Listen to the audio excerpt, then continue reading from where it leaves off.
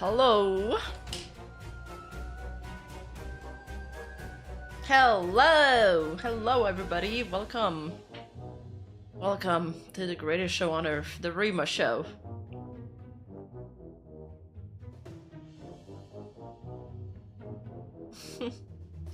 Alright, so today... You guys trying to make me... Yes, do it. Yeah. Thank you, GoX Horse Lover. You guys are trying to make me do the squats, huh? Chill, guys. I just worked out, okay? My legs are gonna give up. I still haven't done my taxes, okay? I think I found every single reason not to do them yesterday. I didn't make ChatGPT sort out my Amazon orders. So at least I did that. I just need to do my bank statements now. Yeah, I know. I really need to do my taxes. Like, I scheduled this stream and I was like, I feel like I forgot something. I feel like I forgot something. And then I was like, oh yeah, today I was supposed to do my taxes. Whoopsie. Yeah, it is a nightmare. It is a nightmare. I mean, I could put in a show and like do it, but I can't watch any anime because it's all subtitles. So, dude, we need AI to just be able to file taxes, like from top to bottom. No, you guys didn't remind me. You didn't remind me today to do them. You guys didn't even remind me today. I hope Rima's stream is an excellent cure for New Year's hangover from too much tequila. Oh yeah, it's New Year's, it's the Lunar New Year's, isn't it? Like yesterday, I think? Happy Lunar New Year, everybody. Yeah, maybe the government should do it themselves, that's true, Zero.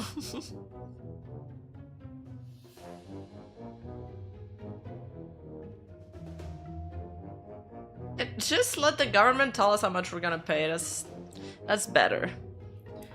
Because right now we gotta pay twice. We gotta pay them money and we gotta pay them our time.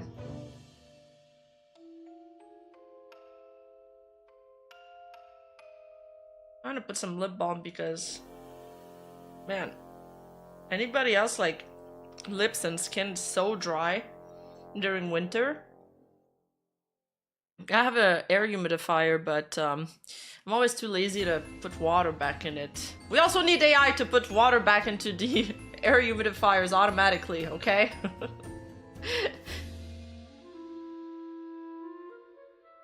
Okay, so remember, for the community reacts, how it works, we have a day where we do the VTuber reacts, and we have another day where we do the reacts to everything else. So variety react.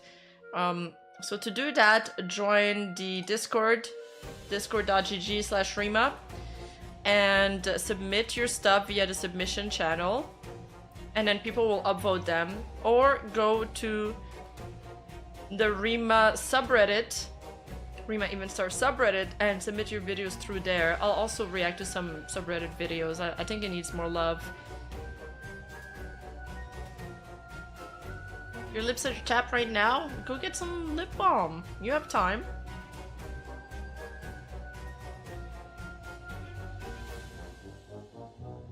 Hello, Matt.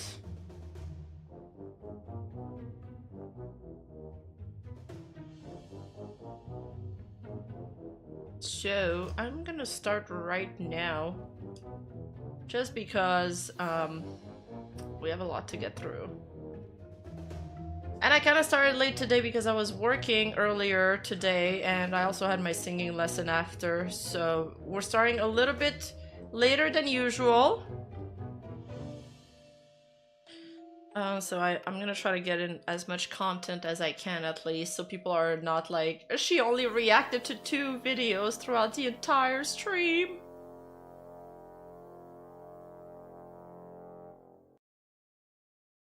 Oh, one other thing that I've started to work on is that I've commissioned a new background music. just because I feel like we're getting a little bit tired of hearing the same song on loop. And I guess, I mean, we're probably gonna have this issue with every single background music because they always loop. But I feel like we can have something that sounds a little like deeper, like a little more upbeat. No, you're not? Oh, okay. I'm gonna put down my tail. Tail down. Let's do it. Oh yeah, the Historia Civilis videos. When I uploaded that video on my second channel, people really loved it. They were like, hey, so cool. Everybody knows this channel. Who made this background music? I like it. This background music is called A Pot of Magic. I think if you find it on YouTube, if you Google it on YouTube, you can find it. It's like, it came with my Epidemic sound subscription, so it's like free. It's free for me because I pay annually, so I can have access to a lot of background music for my videos and stuff. So the first video was submitted by Sir Tortillas and is called Blame the Voters Responding to Democrat Criticism. Was this video made a while ago? Oh, 2 hours ago. Oh yes. Oh, is this the video? Some people have told me that I'm like briefly into the video, but just my thumbnail. So I kind of want to check it out. That'll be funny. It's going to be a reacception. Hello everyone, and welcome back to the Shoe on Head channel. I am your host, Shoe on Head. You may know me on Reddit as generic far-right Fox News bigot.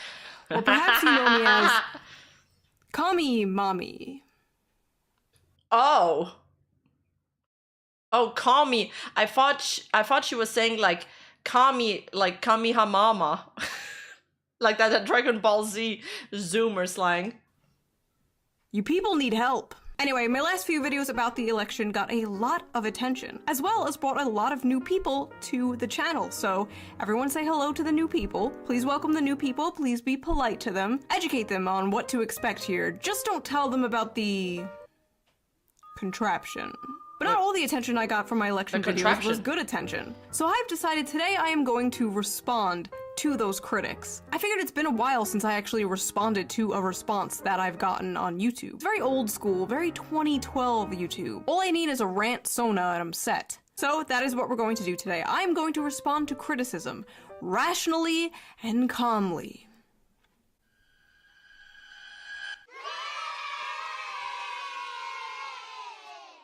I will be reacting to people's reactions of two different videos of mine, America is in Shambles and Downfall of the Democrats. If you haven't seen those videos, I will put them down in the description so you have more context. I highly suggest you watch them before you watch this video. Pause this video, go watch them. Don't worry, I will be right here. I've been here for 10 years. Will I be doing this in 10 more years? Will I be a 43-year-old? I don't feel like watching them. And I'm also wondering if she's wearing a Gucci sweater. Oldie girl? I guess we'll wait and see. Now, a lot has happened since my last video. It's been like, what, 2 months? That's like 10 years in internet time. There's so much going on in the news, it's honestly hard to keep up. Oh, that reminds me.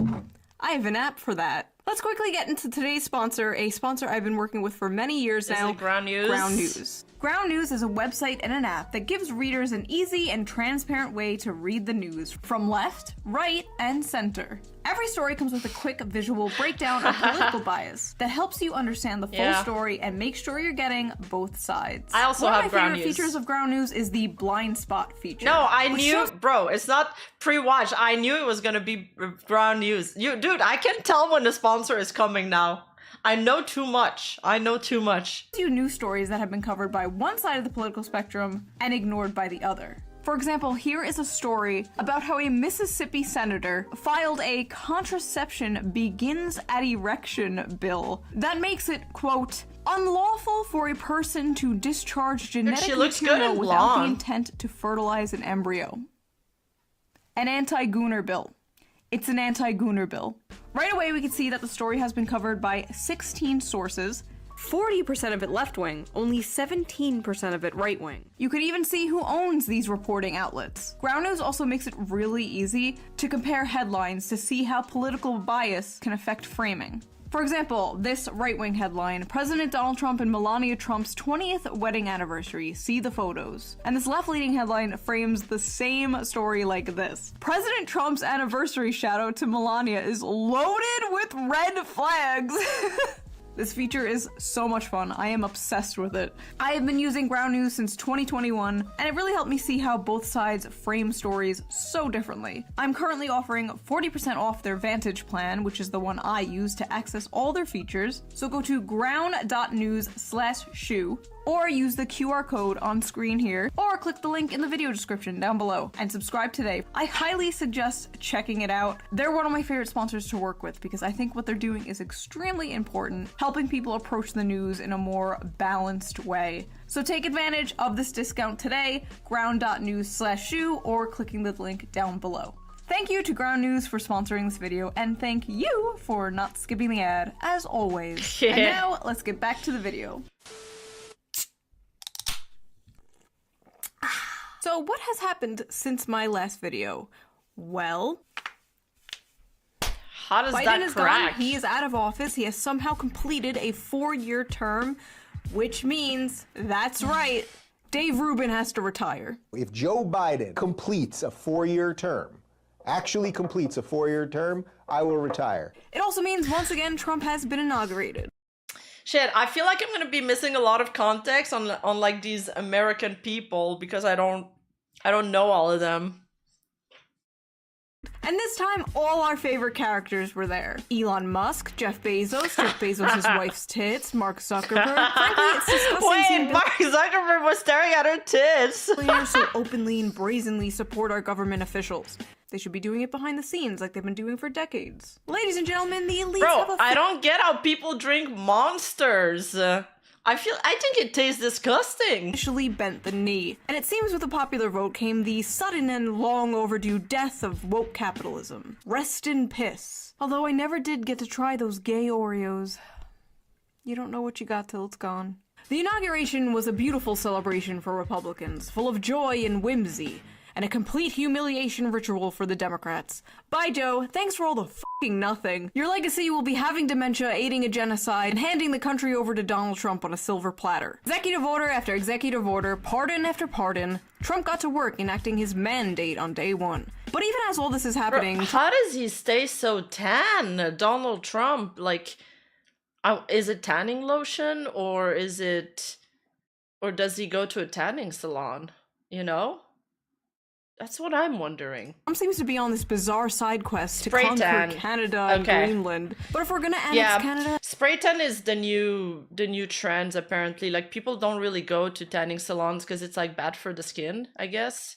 But, yeah, I know some people that go get the spray tans. I always thought it was, like... I'm like, aren't you, like... don't you feel, like, sticky after? Like, aren't you afraid it's gonna, like, rub off on things? I guess it's kind of semi-permanent, but... it's kind of like putting makeup over all your body. and make it great again. Can we at least get their healthcare without the wait times or the assisted suicide? Can't there just be a normal healthcare system that doesn't put you in debt or offer to kill you if you are in debt? Speaking of healthcare, an Italian-American Tucker Carlson fan from New York murdered a healthcare CEO. What? And it wasn't me. His name is Luigi Mangione. Oh, yeah. Yeah, I've heard of that. And apparently James Franco keeps getting calls to portray him in a movie. And you know what? He actually looks like him. He looks like him. Luigi. Currently the most thirsted after man in the world. Mama, I'm in love with a criminal. That song. Women are so cooked, dude. Why can't they just be normal and make fan cams of the Unabomber like me? Now, I don't condone murder. Oh my god. That's it. Funnily enough, yesterday I was watching a video by a psychologist, and he says that, like, people in prisons, like in death row and stuff, they often have, like, a lot of fangirls, and they're, like, crazy about them. And, like, these women, they could go for anybody. That's free. But they choose to go for these men. Isn't that so weird? I don't condone murder. Murder is bad. The more you know. Honestly, I don't don't even know what killing a healthcare CEO even does. It's a job position. Yeah, Lana Del Rey is my favorite singer with daddy issues, as Gigi would say. The job position will be filled again. The goal should be get rid of the job position altogether. But it's really depressing that it took this for a conversation about the absolute scam that is the American health insurance system to go mainstream. Lord knows I've been shouting about it for long enough. But you know who doesn't God, need that's healthcare her? anymore? Jimmy Carter. Because he's dead. He died at the ripe age of 100, and I know what you're thinking. Vaxxed? But at his funeral, we all saw this. Oh my He's god, Hitler, they're- he's Hitler, he's Hitler, he's Hitler! Oh, hey, buddy. I'm sorry, I seem to recall this man scolding the black community for voting for a racist, sexist fascist. And here he is, chatting it up with that very racist, sexist fascist. Gee, it's almost like they don't fucking believe it. Like, the Biden administration literally just named an aircraft after George W. Bush. George W. Bush! The literally Hitler from 20 years ago. In 20 years, we're going to have like a Navy fleet named after Trump. It's all fake. It's all big fake gay club and we're not in it. At the end of the day, these people would rather see the country burn to the ground than actually help the citizens in it. Literally. Breaking now at 11, 16 people confirmed dead in the California wildfires. New fears the massive fires will only continue to grow. There's no water coming out of the fire hydrant. What do you mean you ran out of water? What? You're California! You're next to the goddamn Pacific Ocean, for fuck's sake! It was getting so bad, people were using almond milk True. to put out the fire. No! California moment. Thousands of people have That's lost their homes. that is such a California moment. Damn. Lives were destroyed, but thankfully the Biden administration sent $20 billion to rebuild California. That's amazing. Just kidding, that was for Israel. But thankfully Trump has frozen foreign aid for 90 days. Except for Israel. How are the Democrats doing since losing to Trump? Are they taking a step back timing's and good. reevaluating their tactics and their platform? Are they looking for a real populist candidate to put up for 2028? What is their plan? Oh, god damn it. Yeah, I think Juan Head has said before that she really likes like populist stuff. She likes what's his name, Bernie Sanders a lot. So let's get into these responses I got to my videos, shall we? Okay, I searched Juan Head reaction and I'm scrolling through these videos and it's like anime girl, anime girl, anime girl, anime girl, anime boy, Boy. anime girl, anime girl, anime girl. that's I feel like me. I'm scrolling through the porn history of the average Juan Head fan. Oh, by the way, I will link the videos I react to That's in me. the description down below, so you can watch the full videos, the full criticism if you want to. But if you do go to any of these people's channels, please be normal in the comments. We are all just people who have different opinions at the end of the day. If you have the urge to call them like a libtard soy boy cuck in the comments, Yeah, same with my comment section. Like, I feel like the beauty about my community is that there's a lot of different opinions and we're like a melting pot of, you know, different factions, different areas all coming together because we like VTubers. And the reason why I don't, you know, over censor and over restrict my community is because, you know, I want people to get along and realize that no matter our differences, there's beauty in coming together for a single purpose, which is enjoying VTubers. right instead, you are a fine, distinguished gentleman, have a wonderful So basically, be respectful of each other's opinion. afternoon. See? It's not that hard to control our anger. This is a 17.5-minute video from a rich white person talking about how both parties are the exact same. What a fine, distinguished gentleman. I hope he has a wonderful afternoon. Who is her main audience? It's going to be all conservative types. Every single one. Every single one of these centrist people, their audiences are always conservatives. 100% of the time. Every single time. All of them. Centrist type people. Okay, alright. Destiny has said that Kamala Harris is to the left of him on economics. Kamala Harris. That technically puts Destiny I thought she was gonna bring it. I thought she was gonna bring the Destiny leaks, but I guess she's just gonna keep it to politics. He's in big trouble right now. He's cooked. I love saying that. to the right of me on He's econ. cooked! Destiny has opinions that fall to the left and right of where I'm standing. I have opinions that fall to the left or right of where Destiny is standing.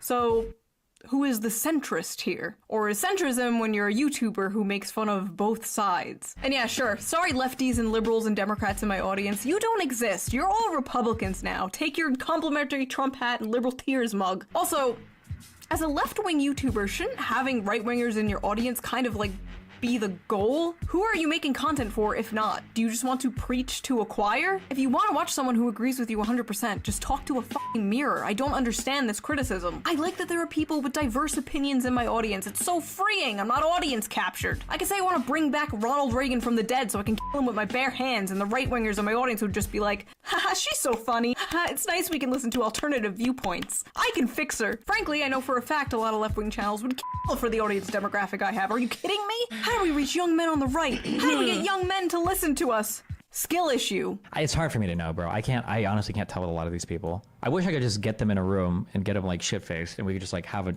conversation where it's like, do you understand, like, you know that like all your fans are conservative, right? You know that like everything you do is conservative, right? Who blocked you on Twitter? Right? Can you tell that? Are you aware of that? Okay, first of all, getting drunk with Destiny and having him all up in my face like, you know you're a conservative, right? You know your audience is conservative, right? Sounds like a fucking nightmare. I think I would throw up and cry. This is all especially funny coming from someone like him, who's also constantly called a centrist and a right-winger and a Nazi because he has opinions that fall outside of the left-wing internet bubble. Like, I have seen people say these exact criticisms of Destiny, that his audience is full of incels and right-wingers. You know, Destiny, at the end of the day, we're not so different, you and I. People like Tim Pool I know are intentionally lying, 100%. But for somebody like this, like all of the other centristy types that get swept up in the middle that end up just being like mass conservative propagandists, I'm not sure. What? I'm sorry. Mass conservative propaganda? I am so tired of defending myself like this, though. Frankly, I've seen what makes someone a progressive to these people, so I don't really mind when they call me conservative. I'll take it, Destiny. Conservative, centrist, whatever. Someone did die. One of the bullets hit Corey Comparator as he was protecting his family. It's one thing to make fun of a failed assassination attempt, even a successful assassination attempt on a politician. If we can't mock or criticize the people in power, there is an issue. But it's another thing to mock a innocent Trump. I don't know how to unstick Juan.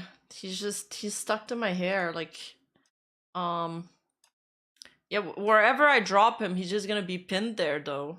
Like, that's the issue. I probably just, oh, I think that worked, actually. That worked. Nice, we did it. I need a toggle where I'm, like, holding him in my arms or something. Supporter that died. The guy didn't have any power. He wasn't a politician. He was just a dude. I don't like. He wasn't just a dude. He was a guy that was posting a ton of inflammatory shit on his social media, who was at a rally for one of the most inflammatory candidates of all time, but... A dude wasn't just a dude and deserved to die because he posted inflammatory shit online? My brother in Christ, you do that. Yeah, this is True on Heads. We're watching it because people keep telling me, they keep tagging me on Twitter saying I'm in it and in my Discord, so she showed it briefly. There was my thumbnail in it. I'm famous. I do that. We all do that. All right, I'm done with this one. I'm done. I don't know what I expected. I honestly expected better. I did not expect this. Hopefully the next person is more sane. So let's go. This is called America is in Shambles. I'm excited to see what this is. Build Back Better? Agenda 47? Let me introduce you to the Shoe New Deal. Bring back the red Pizza Hut cups.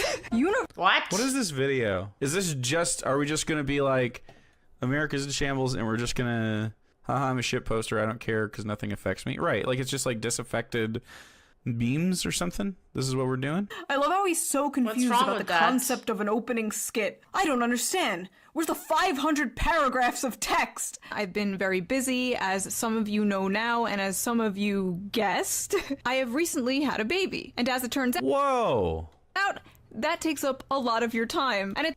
Ugh. Wait, why did he go? Ugh. Oh, wait, what? Why did he go? Ugh? Wait, True, why did he go, ugh?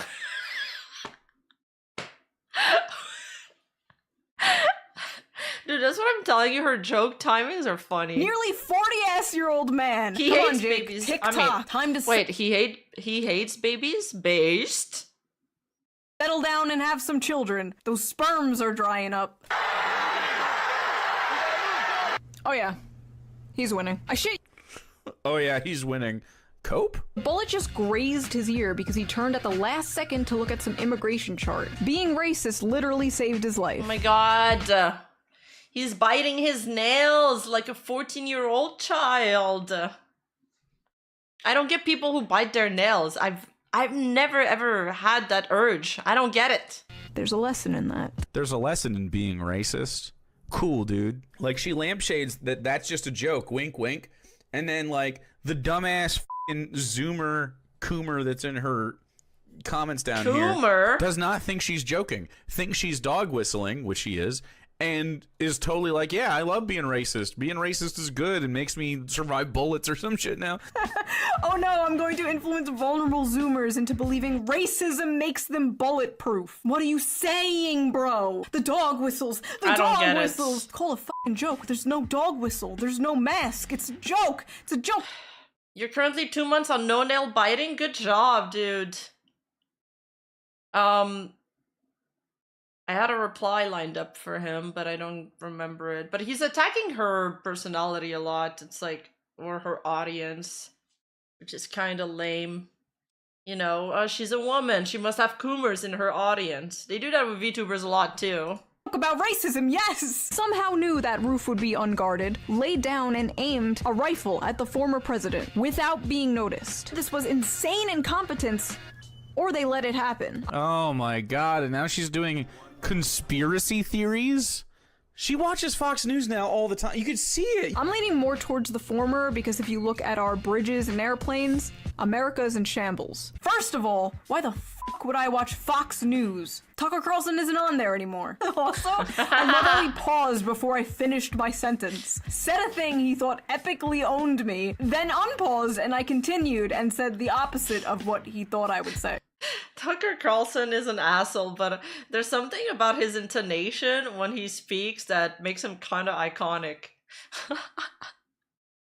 His fan fiction of me that believes in Fox News conspiracies turned out not to be real. The man is out here fighting ghosts. He's fighting his schizophrenic thoughts. He took too much cough syrup and I appeared in the corner of his room talking about Fox News. People were laughing about how some of the cops protecting Trump were women and like, come on now, that's sexist. They were making these awful memes like this. Yeah, Coomers rise up! Coomers rise up! I feel like there's no point in debating all of these things because both sides in like American politics are just so they're so firm on their beliefs and they believe two completely opposite things about each event that so far like they've talked about in the video. So it's like they're not gonna come to an agreement. Yeah, one side will always insist on being and correct. then you just do the sexist There's joke. no point. Yeah, that's sexist, but I don't care. You know what you're doing, dude. Yes, I do know what I am doing. I am making jokes. I am making jokes about sexism and racism. Yes. Again, no mask, no dog whistles. I am blatantly just saying these things. White women for— I think the dog whistle thing is also a word that's extremely like diluted. I feel like at one point, if all you hear are dog whistles and you're the only one who hear those dog whistles, then aren't you the dog? Like, aren't you the dog? Isn't that what it just means? For Harris meeting raised millions, broke Zoom. Yep. Oh, but when I want to have a whites only meeting, I'm called a racist. Wow, cool, dude. That's a really sick fucking KKK joke you have there. This guy isn't even debunking anything. He's just like, you made a joke. Okay? And? You are in the wrong neighborhood. That doesn't work here. We have fun here, sir. Boyfriend writes her scripts, that joke confirms it, dude. It's so bad. A woman making a joke? I better A dog whistle? What is a dog whistle supposed to mean? It's like a... I guess it's a whistle that only dogs can hear. And people use it. Okay, let me just Google the definition. I think that's gonna be easier.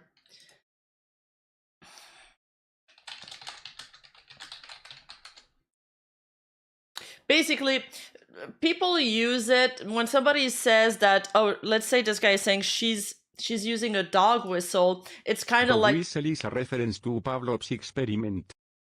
Is it? I don't know about that. It's like a coded message that only other racists will understand. But like the average normie audience, they'll listen to her videos and they won't notice it. But if you're another racist or if you're another like Nazi, then you're gonna understand this coded message.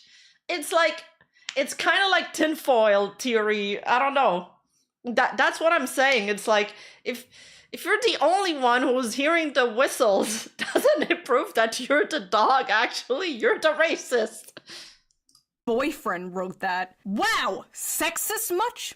Dog whistle? Also, kind of a random tangent, but like I've gotten this actually unironically in like innocent ways. Like, who writes your stuff?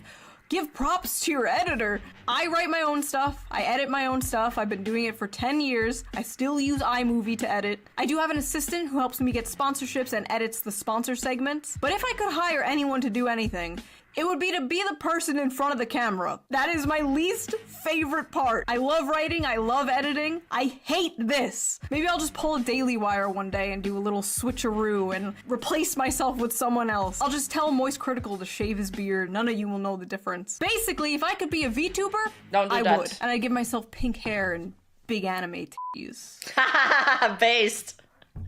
Alright, moving on. One of the bullets hit Corey Comparator as he was protecting his family. Not beating the Coomers allegations. But there were people like mocking this, which is insane to me. Like it's one thing to make fun. Well, he was a racist, so he caught a bullet for no fucking reason at a hit, like a, Trump rally, right? It's like being upset the Nazi got hit at a Nazi rally, right? Oh my god, they're all justifying it. A innocent Trump supporter that died. He's not innocent, actually. He went to a Trump rally, supported Donald Trump publicly. Am I going insane? That's not a crime. That's not a crime. I'm crashing out, bro. I'm crashing out. If you were a better person, you wouldn't be at a Trump rally. You feel me? Who is this guy? Yeah. If you were a better person, like me, a person who thinks people who disagree with me should be shot and killed, then this wouldn't have happened. Unreal! Okay, on to the last response to this particular video. Let's hope this guy... I don't know who this guy is. I've never heard of him, but dude, like, at least make your bed before you're gonna go live, dude. Like, I don't know. What the fuck is this bedroom, bro? What if he's his arguments are weak. They're weak. He deserved to die because he was at a Trump rally, but okay. What about journalists? What if you're just there to gather information? Even like let's just. There's just so many ways to unravel this argument. It's just weak as fuck. Is a little better. Welcome to America is in Shambles by Juan Head. So Juan Head is a person that exists. If you don't know who Juan Head is, she basically postures herself as a centrist. I literally call myself a left-wing What? Also, I didn't know they made a Vosh 2. Who is this guy? Alec Gunter, Juan Head's brain-dead election analysis. She used to be buddies with some of the left-leaning people, used to be in favor of Bernie Sanders, but kind of went full populist. Bernie is a populist, so this makes no sense. Oh, she used to like Bernie, but now she's more of a populist. What? Are we just equating populism with right-wing now? Is that what's going on here? Basically just... I thought populism was just like a way of speaking to the masses. So I thought it was not tied to a particular political movement. It's just like a way of appealing to the masses, talking to the people. Posturing for her incel followers, right? Her alt-right incel followers. The shoe simps, or as I like to call them, the SS. And making them feel smart because she looks at both sides, right? She's a centrist. First of all, I don't make my audience feel smart. My audience is fucking retarded. They know this. Second of all, why wouldn't you look at both sides? She just called her... I almost didn't catch that. It took a second to absorb it, but I love how she just flamed her audience there. That's so funny.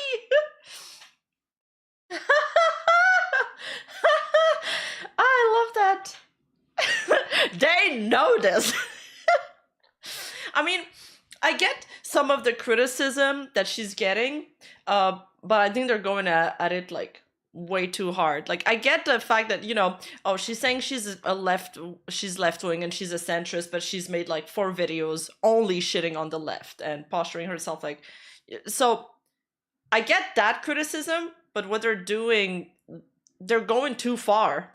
It kind of just ends there. That's kind of like the only thing you can say, and then everything above that is it's too much. It's like, chill. Or maybe she's just somebody that, you know, votes based on policy, and doesn't matter whether it's like right or left. She just votes like by policy, which I think it's the most balanced way to vote, honestly. Sides. Like, why shouldn't you be criticizing your side too? Unless you're like a total ideologically cucked hack. Yeah, exactly. I feel like they're not attacking any of her points, just her. I think the only person who attacked some of her points is Destiny, and then he also kind of attacked her.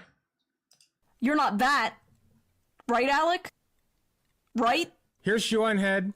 America is in shambles. My fellow Americans, I regret to inform you that it is that time again. Election time. Uh-oh. Every 4 years we have to deal with this. Are you voting for the red files or the blue files? The red drone strikes or the Okay, right off the bat, the red is way worse. See, she's like immediately playing the centrist angle, and there's no comparison between the two. Oh my god, do they all not know what a bit is? I'm doing both sides bad because I'm a candidate running against Kamala and Trump. Do they not know what a skit is? Hey, drone strikes. Dead Palestinians or dead Palestinians? We're tired of it. They should just pick one. Okay, well, the dead Palestinians thing was pretty true. I'll give her that. Sexist joke, racist joke, ableist joke. Palestine. There's just no way Trump is losing. It would take something like, I don't know, Trump getting shot in the head at a rally in Pennsylvania. Oh god, we're coming up to the Trump rally part. Please be normal about this. One thing to make fun of a failed assassination attempt, even a successful assassination. Individual in the US, I feel like our politics are a fact. Both sides of the spectrum have completely lost touch with reality. Yeah, I'm sorry to hear that, Sean. Yeah, it has come to a culminating point. Probably more tension than there's ever been. Or maybe we're just more online, I'm not sure. But definitely there's a lot of it that's fueled by social media. Assassination attempt on a politician. If we can't mock or criticize the people in power, there is an issue. But it's another thing to mock a innocent Trump supporter that died. Please give me some hope for left-wing YouTube, please. The Trump supporter that died, he was most likely a fascist, and I mean, he was at a Trump rally, man. What do you expect? Like, he probably wanted trans people to die. Probably. He probably had these opinions, so it's okay for him to die. Even if he did, which you don't know, but even if he did, that doesn't mean he should be fucking killed. He's just a fucking guy. He's a guy who can even change his opinions one day. Who knows? I know for a fact a shit ton of people in these people's audiences used to be Trump supporters, used to be transphobic or whatever. Every single fucking day I log on and I watched Ben Shapiro and was a Trump supporter, but now I watch ContraPoints and I'm a good person. So back when you were a Trump supporter, these people think it's okay if you got shot. Convenient for them that they were born morally lucky and they came out of the womb as leftists. I'm actually going insane. I'm becoming the Joker. I thought at least one of... I mean, I think one problem that each side have kind of lost the plot on is that they're often demonizing the other side, and well, this guy, he also did a lot of assumptions, and assumptions are always bad in everything. But the other problem is that, you know, when you try to understand where they come from, how they grew up, for example, you understand a lot more why they're like that. You know, for example, I don't know who's the dude she's talking to, but she's replying to. But if he said, you know, the guy that's going at the Trump rally, okay, maybe he grew up in an area where everybody's a conservative, and being a blue voter, that's hella weird. Maybe you're even shunned for it there. Like, you don't know where he's coming from, you know, what he went through. But I think just like trying to imagine that or having some empathy and understanding that, then it makes you realize that, you know, not everybody's evil. Not everybody just wants the worst for everything. Everybody is trying to make the world a better place. The problem is no one can agree on how to do it. Them would have a normal take on this, but no. Behold! This is my circus! These are my monkeys! I think, okay, so And my example works vice versa. Exactly, Jamie. let's check the comments real quick. I just want to see her. Here's her audience, okay? Oh no, he's checking comments. It's going to be oh, jokes. No, he's checking comments. No, no, no, no! Having a baby and retiring, Shu has become a trad wife. The only reason America is in shambles is because Shu hasn't uploaded a Hell World in 2 years. Kamala, don't come. None of these comments are bad so far. They're all just jokes. Trump, I'm gonna come America. If there's any reason to vote for Kamala, it's just to make Hillary extremely mad is probably the best campaign slogan yet. Okay, they all just seem like memers. Whew. Yeah. Okay, good. Diagnosis memers. I don't know. I think that Shu is just kind of a memer. I don't think she's a bad person. Oh good, YouTuber Alec Gunter doesn't think I'm a bad person. I must postpone my suicide at once. Okay, this next video people are responding to is the one I made after the election called The Downfall of the Democrats. Let's see what people had to say about this one. Okay, this guy is called Hutch. This fucking title, Shoe on Head takes an election victory lap? What video did this dude watch? The Shoe on Head from Earth 2? Hat on foot? Actually project that Donald Trump will become the 47th president of the United States. Do you really think that the Democratic Party is fighting for you? The overwhelming answer is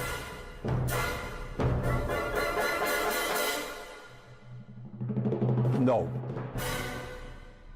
Damn. He also condemned the Democratic Party. I am so frustrated with this argument because policy can only get you so far. Like, good policy is good and we should do good policy. For sure. I don't think we should adopt Republican policies. Wait, what argument? You just watched a montage of Trump winning. Where did I say adopt Republican policies? I haven't even said anything in this video yet. I haven't even appeared on screen. Who are these people responding to? There she goes, hat on foot, making videos talking about adopting Republican policies. I think we should pursue progressive policies. I think we should pursue policies that help working class people across this country, whatever the term working class means now, because it's so nebulous at this point. I like that. What does working class mean? It's a good question. Is it just the blue colors? The term working class is now nebulous. Now that they're losing the working class, it's like, pfft, working class. What does that even mean? Is it too late for the Democratic Party, or can they turn this around? Will the Democrats learn from this? To be clear. Damn, she dressed up. She's dressed up for that video. People that work like carpenters and welders, so it's blue collars. Okay, I was right about that. Nice. It's a class in Final Fantasy 14. No, it's not. Wait, I played Final Fantasy 14. That wasn't a class. 2016, it was the same. Blue Mage is dope. The Blue Mage class is memers. Of course. Is this the end of the Democratic Party? Dems in disarray. Are they ever going to recover from this? It's the same discourse every single time. Okay, but Kamala did historically bad. She did not flip a single county. A Republican won the popular vote. A Republican. Do you know how rare that is? And all the data shows young people, black people, Latinos, women moving more right. Now, could this be a Trump-only thing?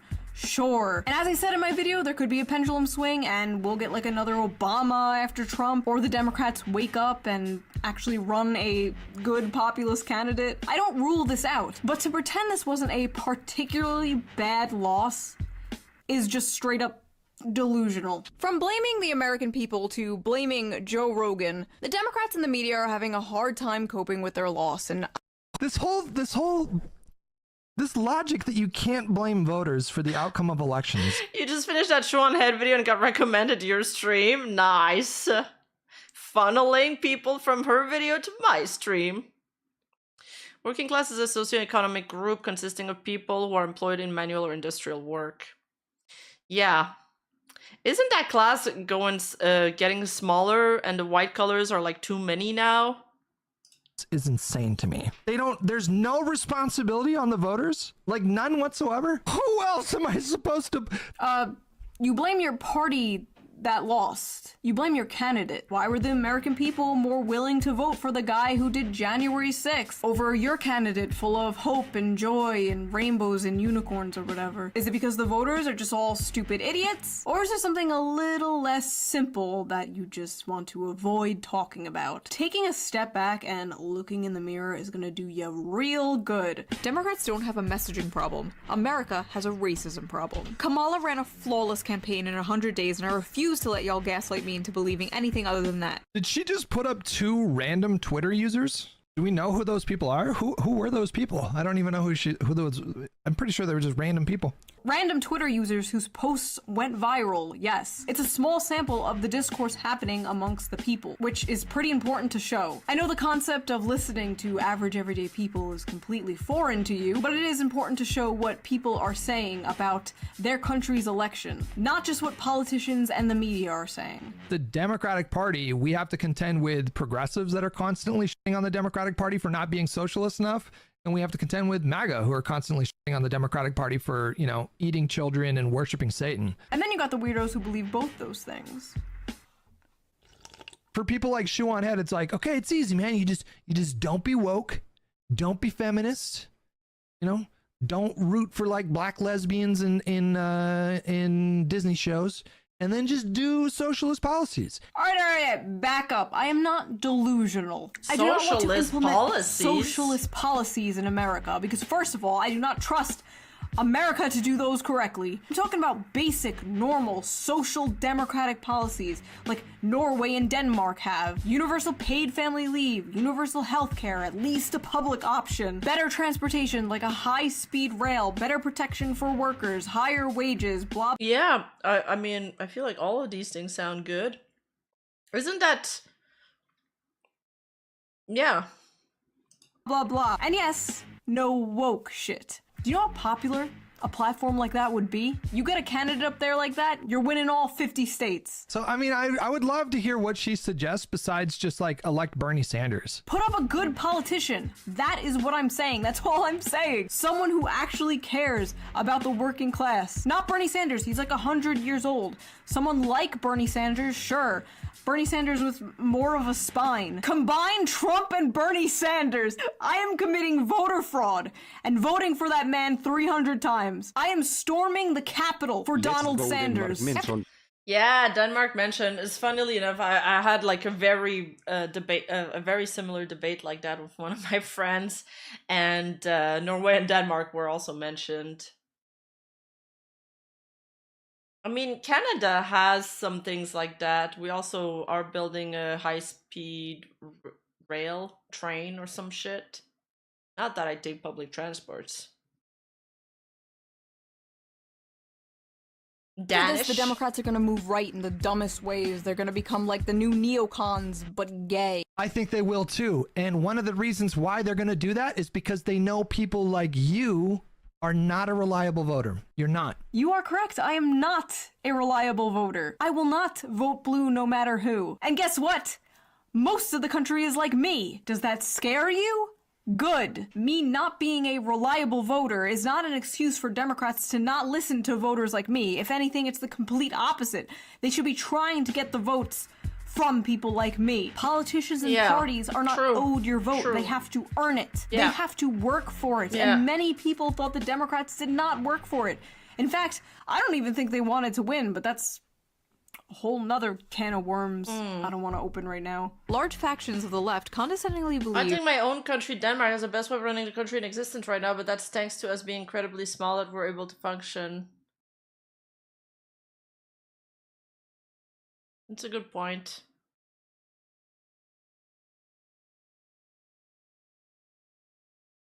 I feel like I didn't finish my thought on Canada earlier.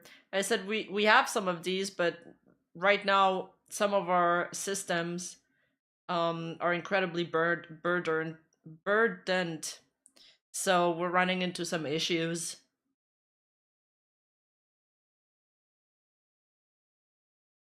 that dumb people are the reason Trump Yeah, we do have plans for the high-speed rails in Canada.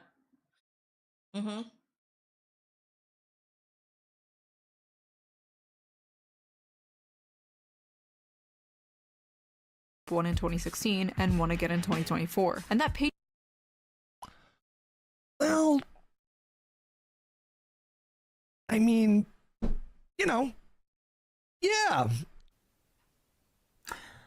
Vance, when you win 2028, put me somewhere in communications. Let me run your Twitter account. I'm a millennial too. Nobody will know the difference. Plus, we wear the same amount of eyeliner. Okay, that is enough hutch for one lifetime, thank you. Next, please let the next person be sane. Please save my brain cells. Come majestically galloping in to save us. Oh, holy shit.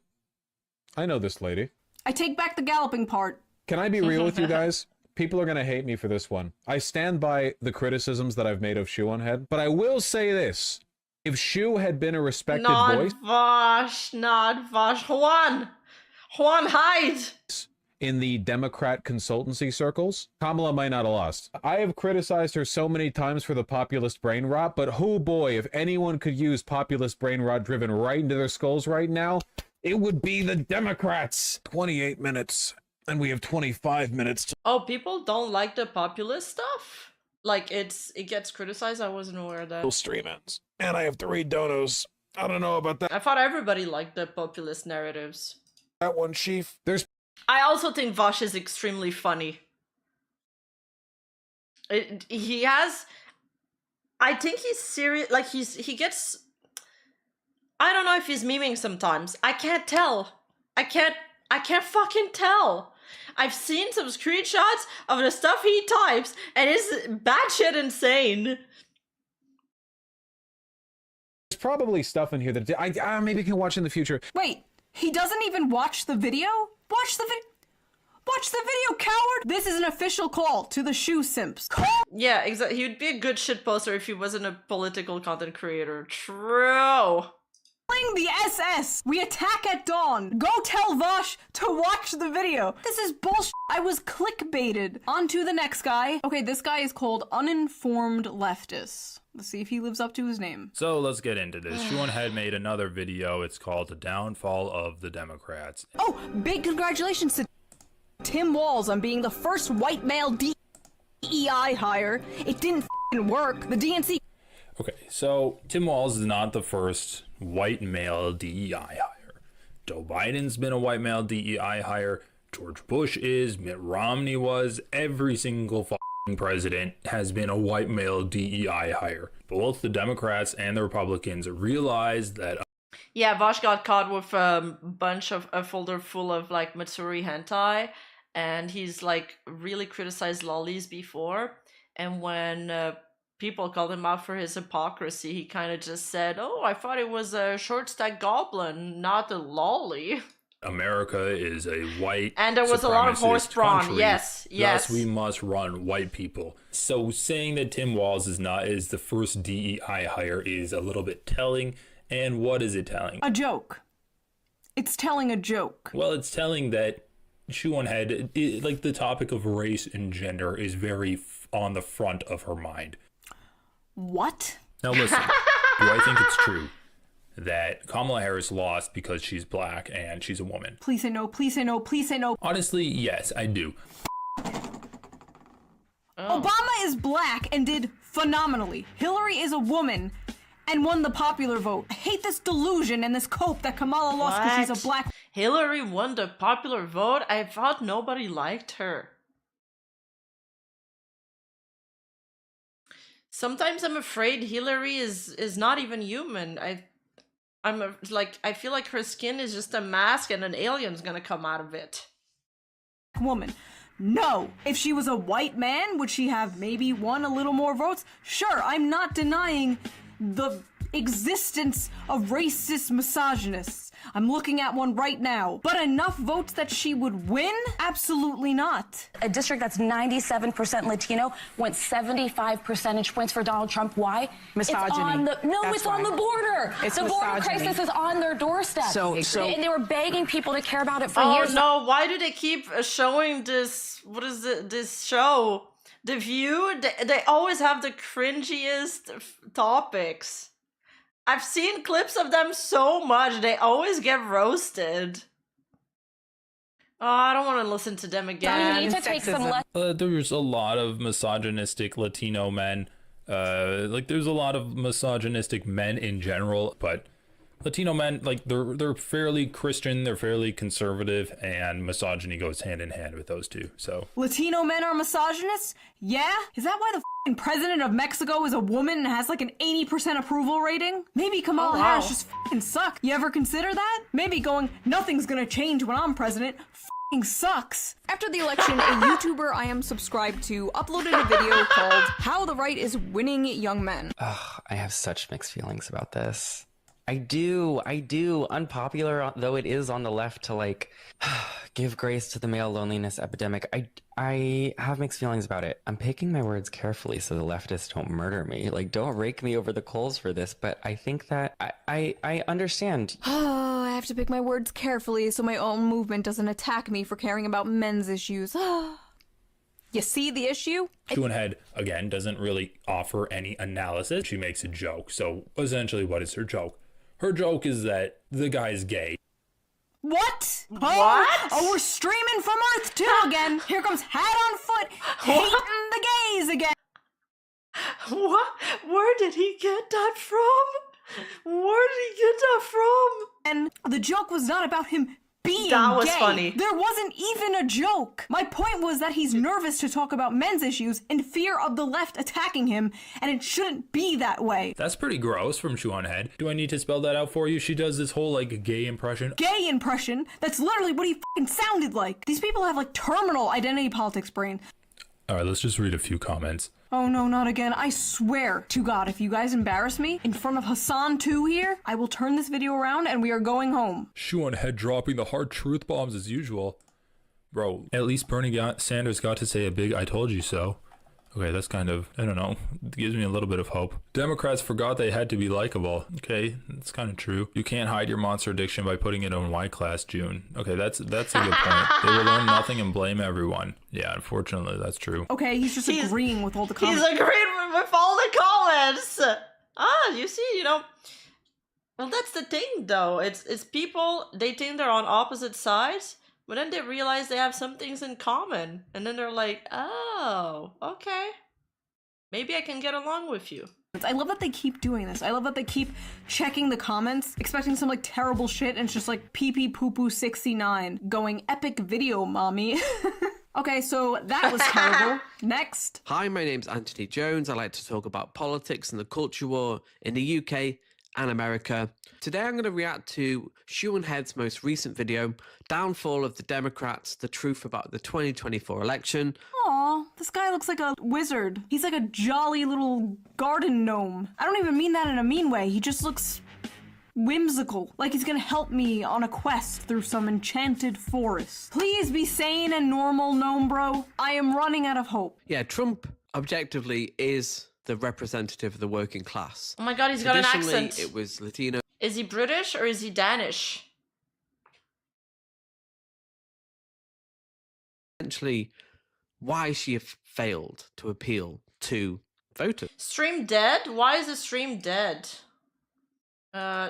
Is Twitch still alive? Twitch? Twitch, you guys are here? Twitch gang? You guys are back? Okay. Yes! No bro is normal. Oh my god, how refreshing. Nice. Yes. We're so f***ing back, gnome bros. Okay, let's keep listening. Let's not get our hopes up. Everyone was so sure dangerous, devious, dastardly Donald would never make his way back into the White House to steal democracy. And he did it. With democracy. Democracy has been bought in America. It really has. The idea that influence is like objective and everyone's informed and it's a level playing field for both sides is simply not true. Democracy implies the voters were informed, they knew what they were voting for, they weren't lied to, they weren't sold misinformation. People are massively misinformed on Donald Trump. They were lied to. They don't believe a lot of the accusations against him. It's more complex And it is actually very complex. It's really not that complicated. It's exactly what you said earlier. Trump offered something, Kamala offered nothing. Whether you agree with the vision or not, Trump had a vision. It's like in 2016 when Hillary Clinton made that America is already great hat. No one wants to fucking hear this. No one believes that. You have to give the people a vision. A lot of them America is already great. It's such a poor slogan when people when people are like already struggling. They're struggling to buy even groceries and you're telling them, no, it's all in your head. Things are great. Things are great. Everything is fine. Yeah, that's... don't believe what the media says about Trump because a lot of them don't trust the media, and I'm gonna be so dead ass. Do you blame them? As a Bernie bro, as a Bernard brethren, do you blame them? It's up to the media to prove themselves trustworthy, and in my opinion, they just haven't done that. The mainstream... I think I liked Obama. I know some people here don't like him, but I liked him. I think he was very charismatic. But then again, I'm Canadian, so I didn't live under him. I just watched him from afar. I only see a few things here and there. Corporate media, liberal and right-wing, does not have a good reputation. Oh my god, that reminds me. I was watching Fox Business the other morning. Don't ask. But holy shit, you think right-wing media online is bad? What the f*** are the boomers watching? Also, Kristi Noem showed up on the TV, and my baby was like, Mama.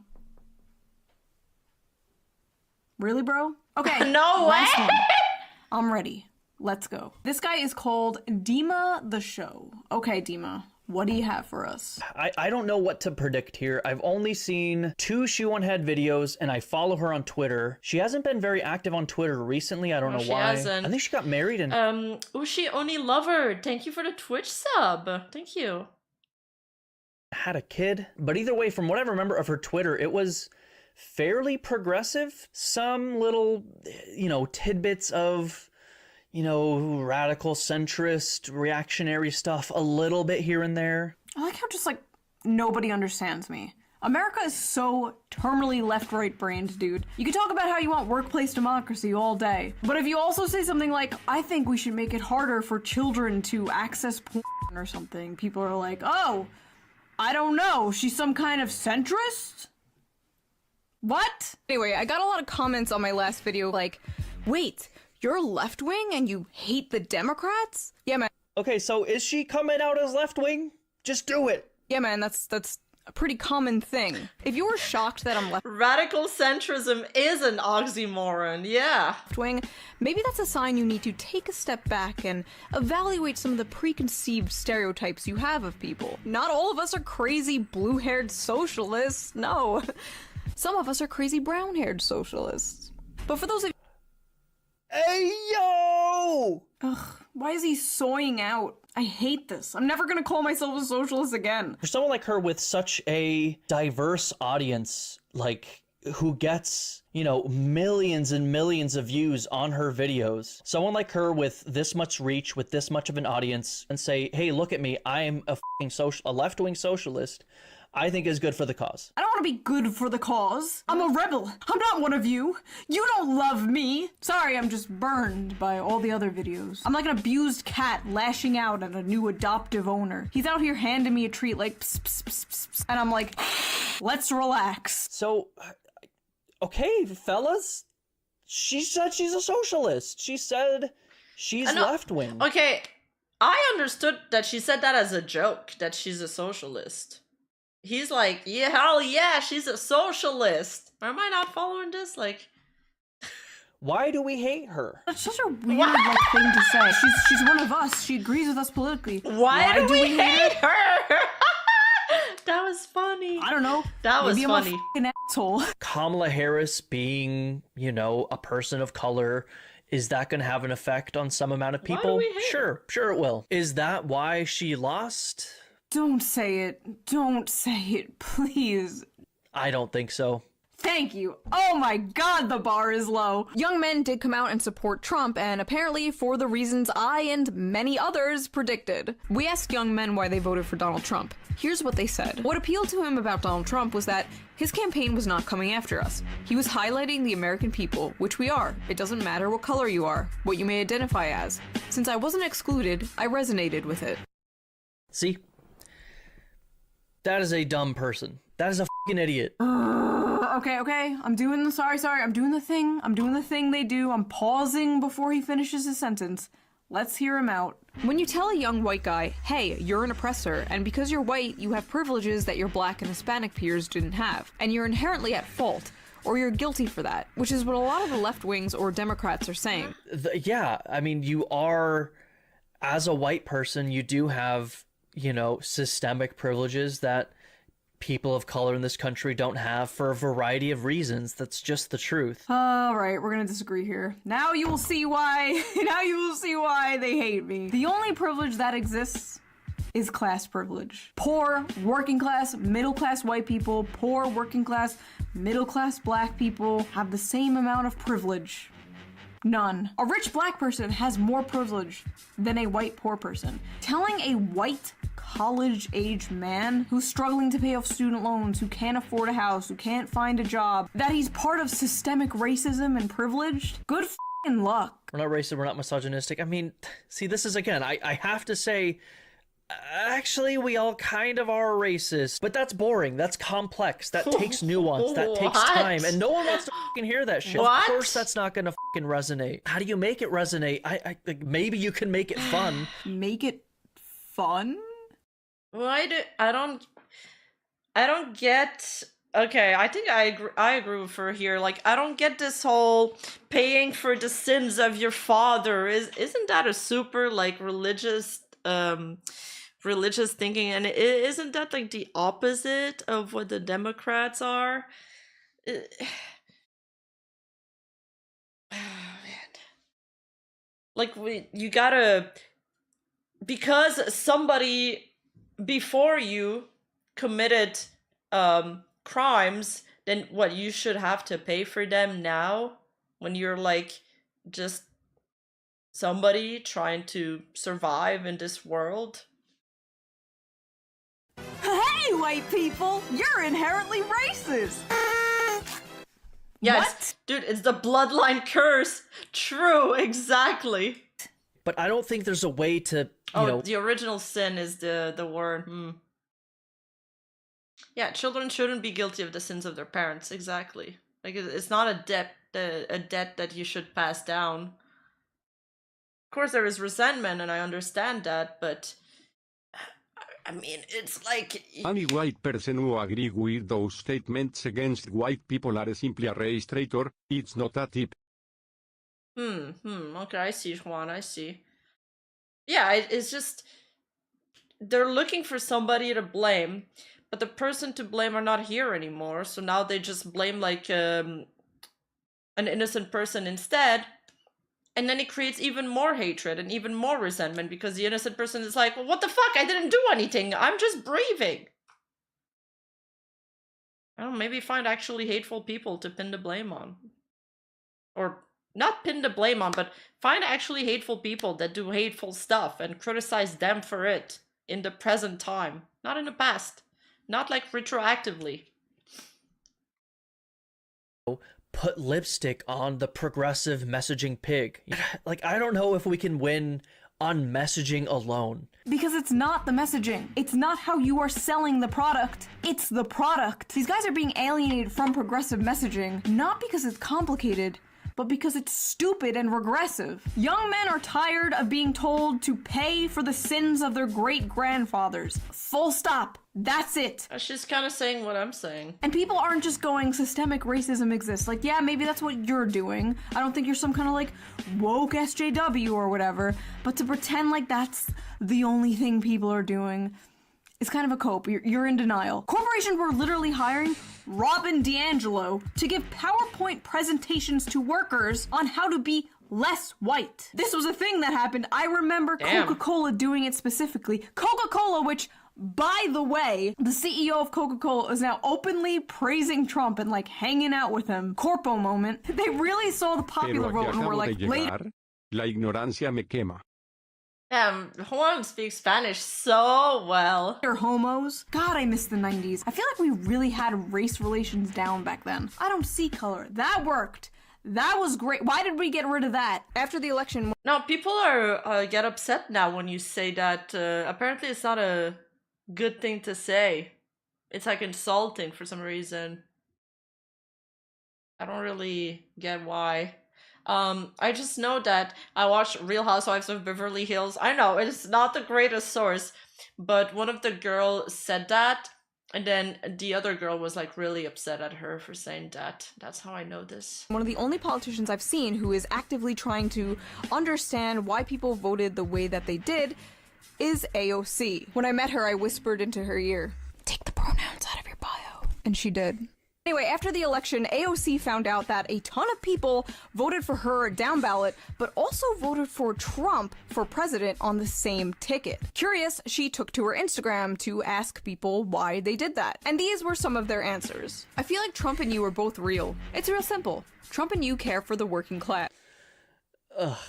Trump and you care for the working class. Just complete, diametrically opposed entities, AOC and Donald Trump. Insane, man. Do you know how many people used to like Bernie Sanders and now vote for Donald Trump? Hi, Vince, and thank vice versa? you. There are so many conservatives I know who used to be Bernie Sanders supporters. Is it because Bernie and Trump are so much alike? No. But their rhetoric, how they spoke, who they spoke to, who they fought for or claimed to fight for, the forgotten man, the American worker. This is populism, and throughout history, populism could be used for good or for evil. And like I said in many of my videos, if you don't understand this, you're never gonna get it. Maybe this is a one-time thing, maybe it's just because of Trump or inflation, or maybe the meme is coming true. Maybe Republicans are the new party of the working class. Democrats... That's just so insane, man. See, this is one reason I don't see why you should blame the voters. Like, obviously the Democratic Party is doing something wrong if blue-collar, working-class people of all races are moving towards the Republican Party. And the Democrats are only gaining with old women and coastal elites. The voters don't see you as the party for the little guy. They see a literal billionaire as the party for the little guy. You are doing something wrong! I hope the male loneliness epidemic eats you MAGA scum alive. I hope you feel a hole in your soul and feel unloved until your dying day. I hope you rot in your deathbed. Yeah, that's another thing I noticed. People start to hate so much, they start to become what they hate. So, one advice I can give you guys, never hate anybody. Because I'm telling you, you will turn like them. 100%. Wondering why women looked at you like you had rabies your whole life as your eyes closed for the last. I'm not gonna defend this. This is not good or healthy. Honestly, Gnome Bro and this guy have been pretty reasonable. Maybe I'm wrong. Maybe not all Democrats are doomed. Maybe there is a chance a Democrat wins 2028. Maybe some really do get it. Some liberals use the occasion to look down upon the icky dummies who were too stupid Yeah, Juan and Big C, thank you. to know they shouldn't vote for Trump. Yeah. I mean, where's the lie? So that was that video. That is all I can take. Ladies and gentlemen, they are— The Rima Empire will be tolerant to anything but Rima slander. not sending their best. Despite it all, it was fun doing a reaction video to people's reaction of me. But that is enough of my yapping. Now I want to hear you yap. Do you think Democrats will learn their lesson? Do you think a pendulum swing is going to happen in 2028? If you like this video, please consider donating to me on Patreon, link down below. Or if you want to give a little one-time donation, there's like a little tip jar somewhere here. It really helps the channel a lot, and I appreciate it so much. And I will see you guys with a new video soon. Why not react to VTubers? That's on Sunday.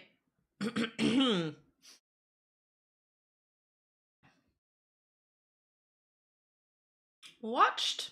All right, that was our top submission. Oh, that's gonna be good for my Japan trip. Submitted by Sparkshot. Japanese restaurant versus foreign tourist. Why you're not going in? So there's a place. I assume I've seen a lot of people. I know a lot of like places in Japan they don't serve tourist or gaijin. I asked Sayu why that is, and she says it's less about like a dislike of the strangers and more so an awkwardness. Like a lot of the gaijins or the tourists that go there, they don't really know how to act. They don't really know about these little things. For example, like going up the escalator, there's one line for the people that, you know, are running up the escalator, and then there's one line for the people that are going slowly. Yeah, you can still submit videos by the Rocky, and so that's why I think a lot of Japanese restaurants and places that they'd rather just not have to deal with this awkwardness in behavior and the culture clash.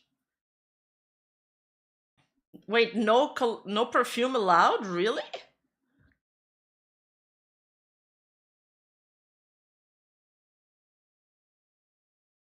How do we submit videos? Discord.gg/Rima, and then you go to the submission channel is in the reaction section. It is giving you like the explanation on how to do it. You go to variety channel and then you type /submit, and then you submit your video. You put the category of what it is it a VTuber video or variety video, and then it's just gonna automatically do it and upvote for the videos you want to watch. Or you can go to my subreddit.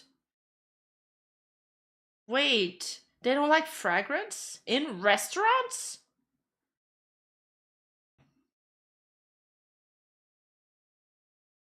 In Tokyo that I want to take you for dinner. A place where the chicken is grilled so slowly and meticulously by hand, it practically melts like butter in your mouth. Butter. A place where the edamame are so crisp and refreshing, they taste like they've just been plucked.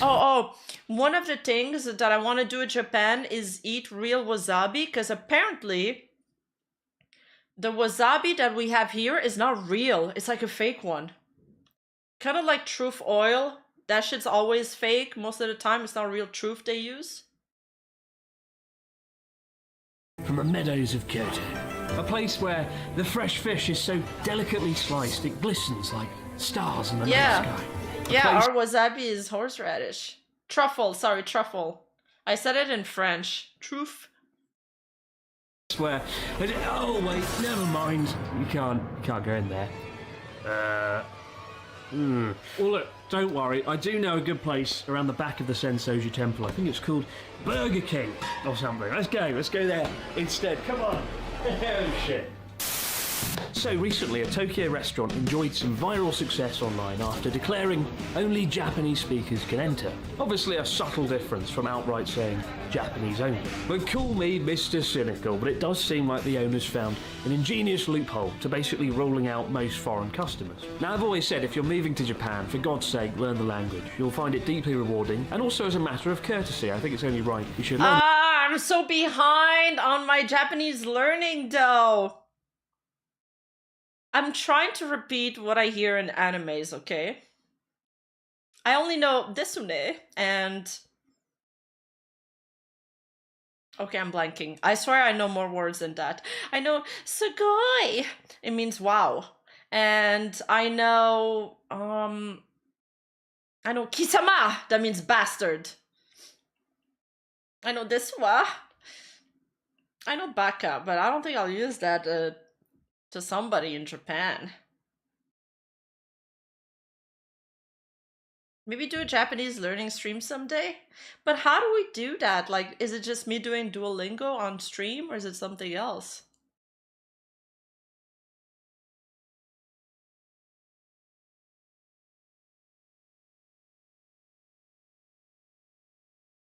Yeah, I've heard Tokyo is very tourist friendly, and Sayu's gonna be there, so she's really good at speaking Japanese. So I think we'll be fine.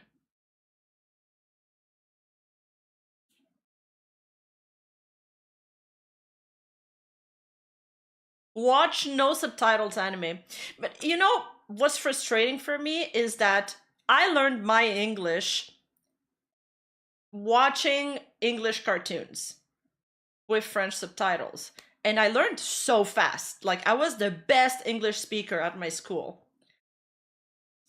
But for Japanese, I'm really not absorbing it as fast.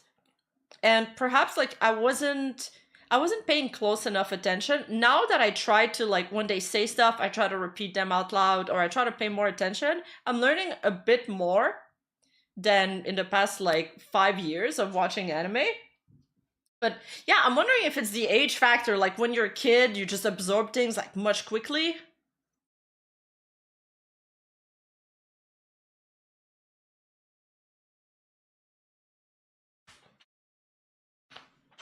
I know how to say moite kita. That means I'm all fired up. Although I don't think we're gonna use that. I don't think that's gonna get me really far in Japan.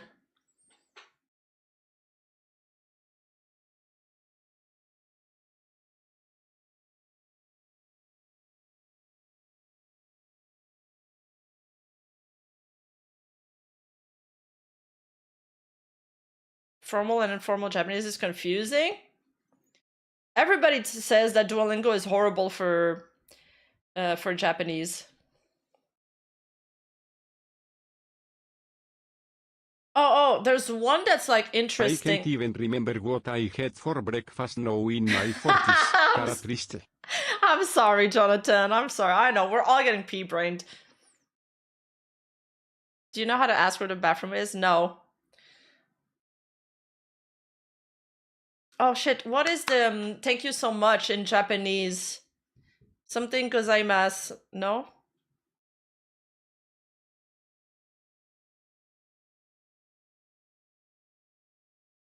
I know how to say tadaima. Oh yeah, arigatou gozaimasu. Yes.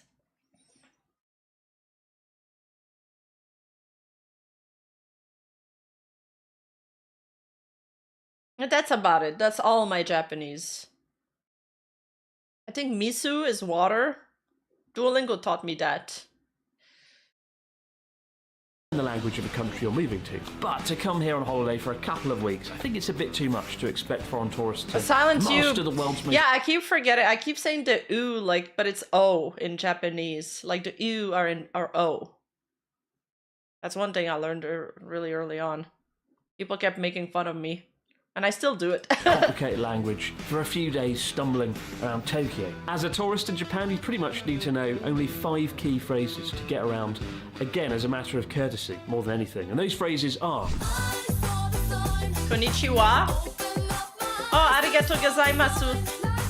Sumimasen? Okay, sumimasen, I didn't know that one. Kore wa pen desu. This is a pen. Why would you need this? Who uses a pen?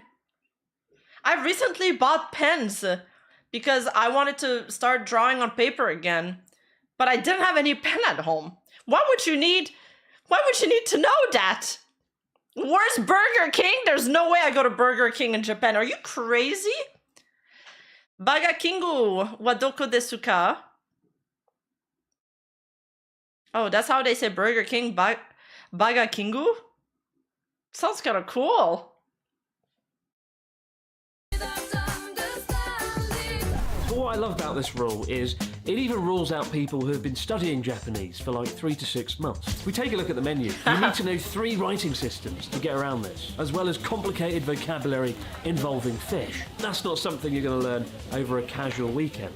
Now you might be thinking, well, I'm smart. I've got Google Translate. I'll take a photo of the menu and translate it over. That's my plan. English. And actually, it can work pretty damn well.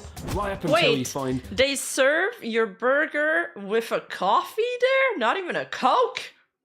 An indecipherable handwritten menu. You know, I've walked into restaurants with handwritten menus so complicated, even the finest Japanese scholars of the written word would struggle to understand what the fuck is going on. Still, of course, there's two corn sides vegetables? to every argument. And in this case, a lot of local restaurants in Tokyo are family-owned businesses reliant Wow, that street is so pretty. on regular customers, usually locals. Repeat customers are the lifeblood of a small business, so it's understandable perhaps that restaurants want to prioritise locals. And the owner of this restaurant argued that foreign customers weren't spending as much money as his regulars as well. Really? But before we crack out the violin, imagine coming to Japan. Honestly, that's kind of like how my mom fleeced the bus driver in Mexico. I was so embarrassed. We had to almost run away. Actually, we did run away. Holiday and being berated just for walking into the wrong restaurant, as happened when a couple walked in and were made to feel guilty for not being able to speak Japanese and told to bring an interpreter in a completely over-the-top and unkind manner. He also likes to vent his frustration at Japanese customers as well, if they don't like his cooking, God forbid, as we can see in these very happy, upbeat Google restaurant reviews. Cheap and fast are the best, but unfortunately the taste is not good. I hope you try a little harder on the taste. Damn! It's not that the taste isn't good, but cheap and fast food is bad. So you should change your stupidity and go to a restaurant that's expensive and delicious. I'll say it again. Let's go to a restaurant, fucking hell, that serves expensive and delicious food.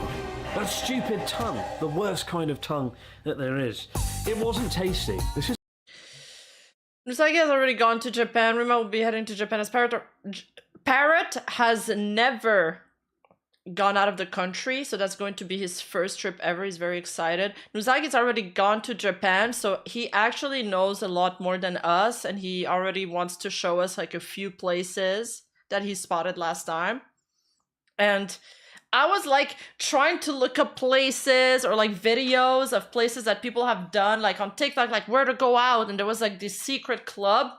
And I was like, oh guys, apparently this place is hype. Should we go there? And Uzagi was like, what the fuck? I went there. It's like a door that looks like nothing. It's like a hidden club.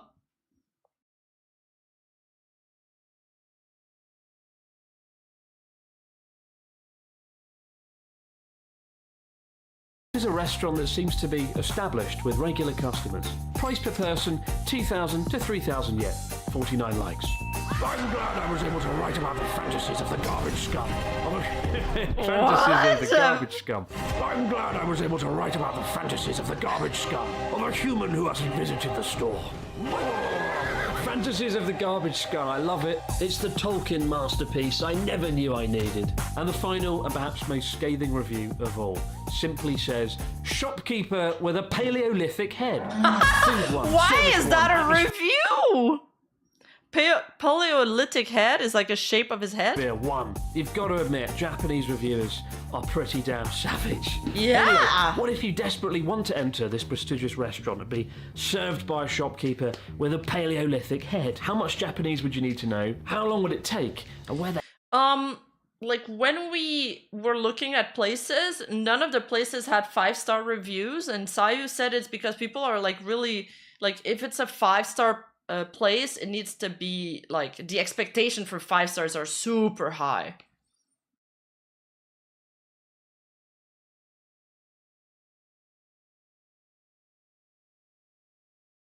Yeah, from the dinosaur era. Okay, that's what I thought. I was just confused about it. The hell would you even start? So in this video, I want to go over the 3 main hurdles you'll face. We are going to a place with Wagyu beef. We're going. That's a place Nuzagi wants to bring us to. 3.5 or higher is good there. Yeah, exactly. It's okay. So that's normal. Yeah, 5-star is literally impossible. We couldn't find anything 5-star. When studying Japanese and some potential strategies for getting around it. The rewards of studying Japanese are great. Not only do you get to enter this restaurant, but you get to communicate with 120 million people, gain a whole new way of thinking, and perhaps above all, you can watch Shogun without subtitles. Oh, I need my ship back. Oh, I want to go to Wales. And before we get to the Japanese, I have to say this sort of thing. Cooking streams, nothing wrong or cool. Wait, what? Nirima cooking streams, nothing wrong could go? True. True. I have to find, that is on my list. I really want to do this soon.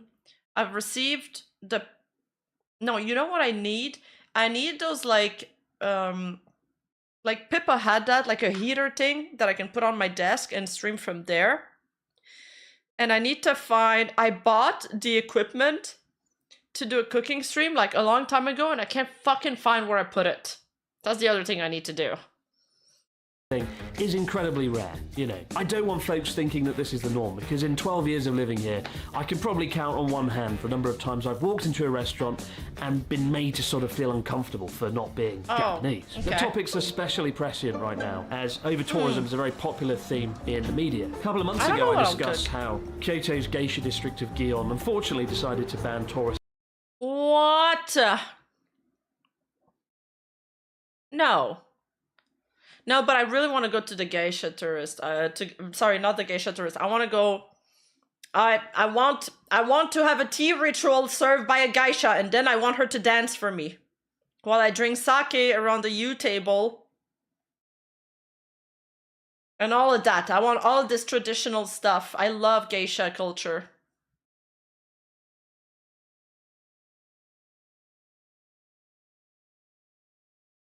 What kind of dance? Like, you know, like the really like slow dance they have, like with the fans and stuff, and they move like just a little, but it's so good.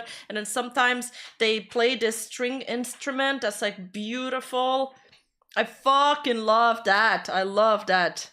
From certain streets to protect neighbourhoods after a few incidents. A sad but necessary move to protect that historic quarter of Kyoto and the geisha who still live and work there.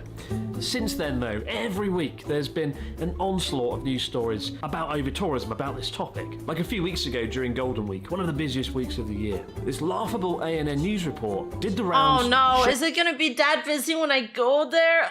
Ugh. No, it's gonna be that busy, isn't it? Oof. Oh, that's disappointing. I'm also going during during Sakura season too, so it's going to be very busy. Bro, if there's that much tourism there, they must be making banks, like the commerce there. Showcasing the horrors of an overflowing bin in Kyoto. Oh my god, how Dude, will Japan... every one of our bins here are overflowing. I've never seen a bin that's not overflowing in Canada. recover from this?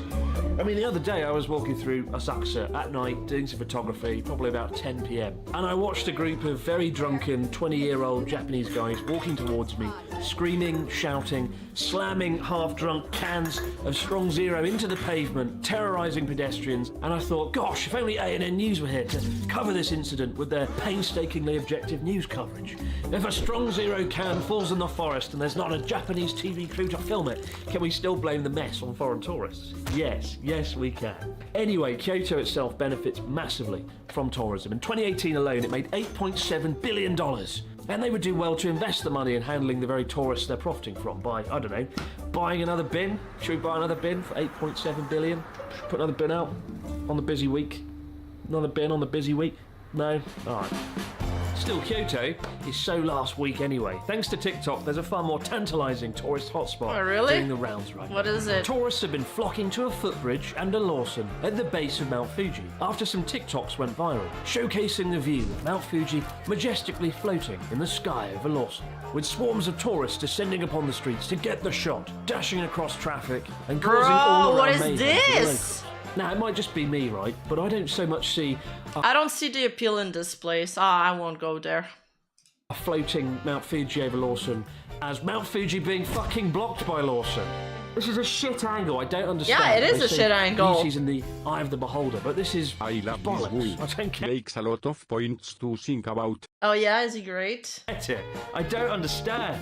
Who needs the iconic That's Chureto beautiful. Pagoda? You can have a concrete footbridge. Huh? Wait, what happened to the view? It wouldn't be a trip to Japan without it. And you have to wonder what kind of wacky, original, brilliant angles that we'll find going viral on TikTok next. You haven't seen Himeji Castle until you've glimpsed it from the Family Mart car park. You simply haven't experienced the King Kakuji That looks Pavilion beautiful. until you've witnessed it sandwiched between the Coca-Cola vending machines at dawn. You know Itsukushima Shrine doesn't look the same as when it's obstructed by the Daily Yamazaki at sunset. Why do they have a shrine in the water? No more fun for anyone. They're going to build a wall 8 feet tall, obstructing this must-see view forever. Necessary or radical, you decide. This issue will be resolved Oh, low forevermore. tide? Well, that is until everyone discovers the Family Mart just around the corner with the exact same view. Oh God, here we go again. This is so dumb.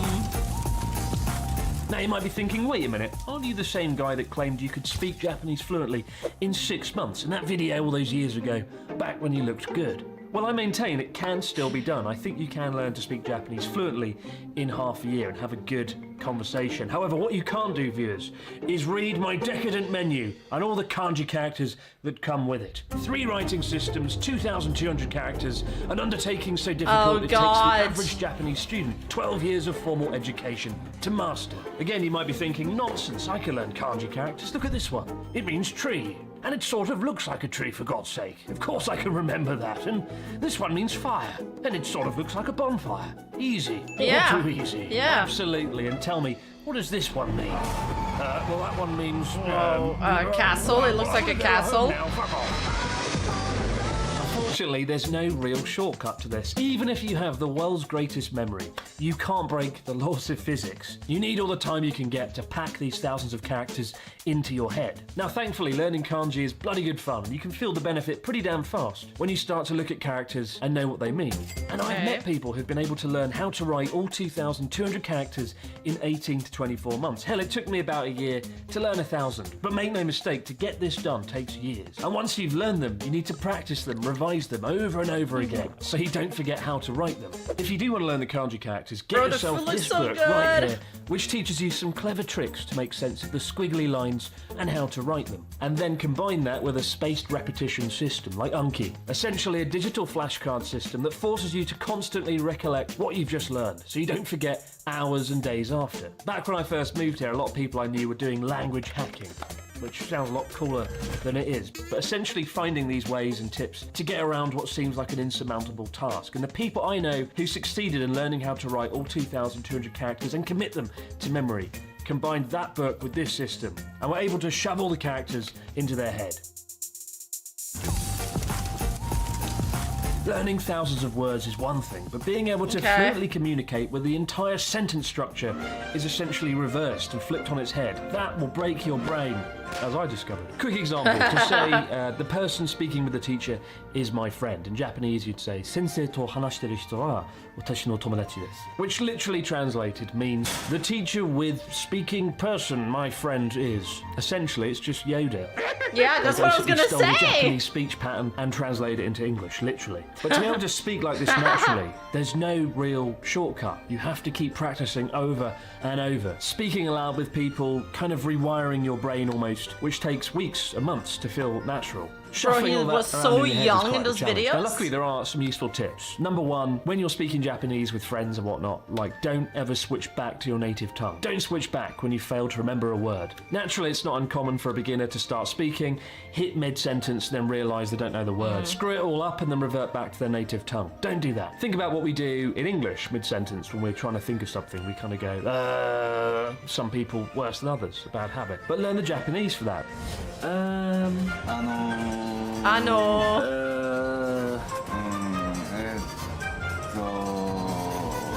And of course, early on when you don't know most of the Japanese vocabulary, there's going to be loads of words you don't know. Rather than switching back to English or fumbling for your dictionary when talking, speaking with a Japanese friend, use explanatory phrases to try and get around it. For example, if you don't know the word chushajo means car park, be like, kuruma tometeru basho wa nanteyu?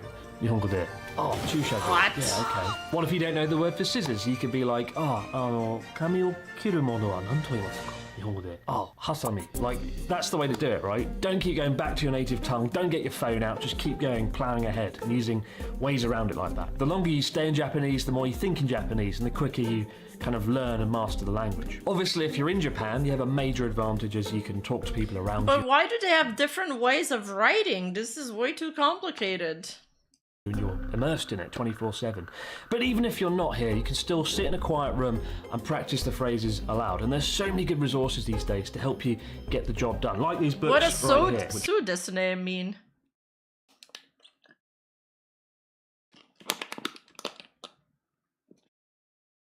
I recommend each and every one of them, especially this one. But I've saved the biggest reason you'll fail till last, and it's the reason most people I know fail. It's the reason I kind of failed. It means Originally, I had all see. sorts of reasons for point means 3, O? like politeness, the complicated politeness, the cultural nuances. But actually, it's a lot simpler than that. So the best way to explain why mastering Japanese Yeah, is so damn Naruhodo. difficult Oh yeah, I remember is that with one. this Because it sounds like Naruto. unspeakably crap hand drawing. Sorry, this is all I can do. Learning Japanese. And anime people say that a lot. Naruhodo. Japanese don't have spaces between words?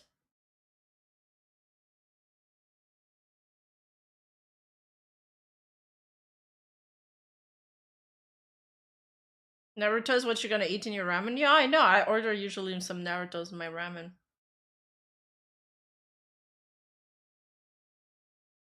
is not so much climbing a mountain as an entire bloody mountain range. And it starts with Mount Fuji, a steep, nightmarish incline where the knowledge comes thick and fast. But so does the relentless... Yeah, but calligraphy and cursive is the same letters. They're just like aesthetically different, but slightly different. They're still like the same. It's the same alphabet. Do they have the same alphabet in Japanese in all their different writing style? Because they seem like different symbols altogether.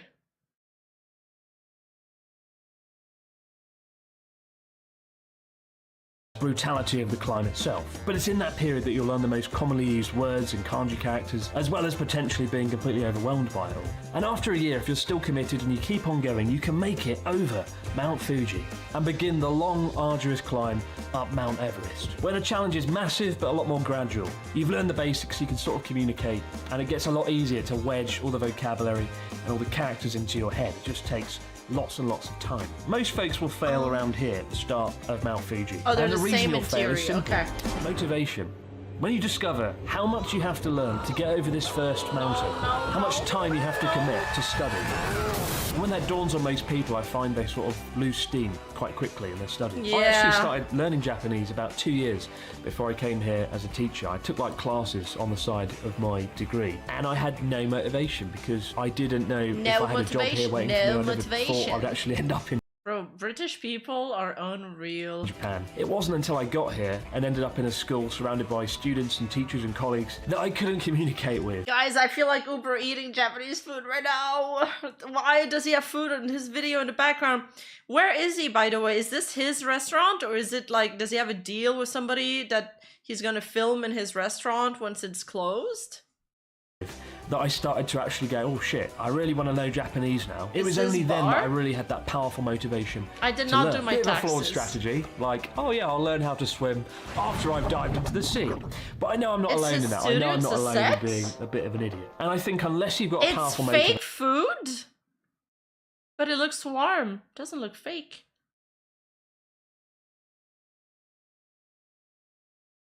Apparently, oh yeah, I was looking at some kind of like workshop that we could do in Japan. I don't think we're gonna do them because they all seem like scam, but one of them was like, do you want to learn the art of making fake food? Dive into the art of making fake food in the traditional Japanese style.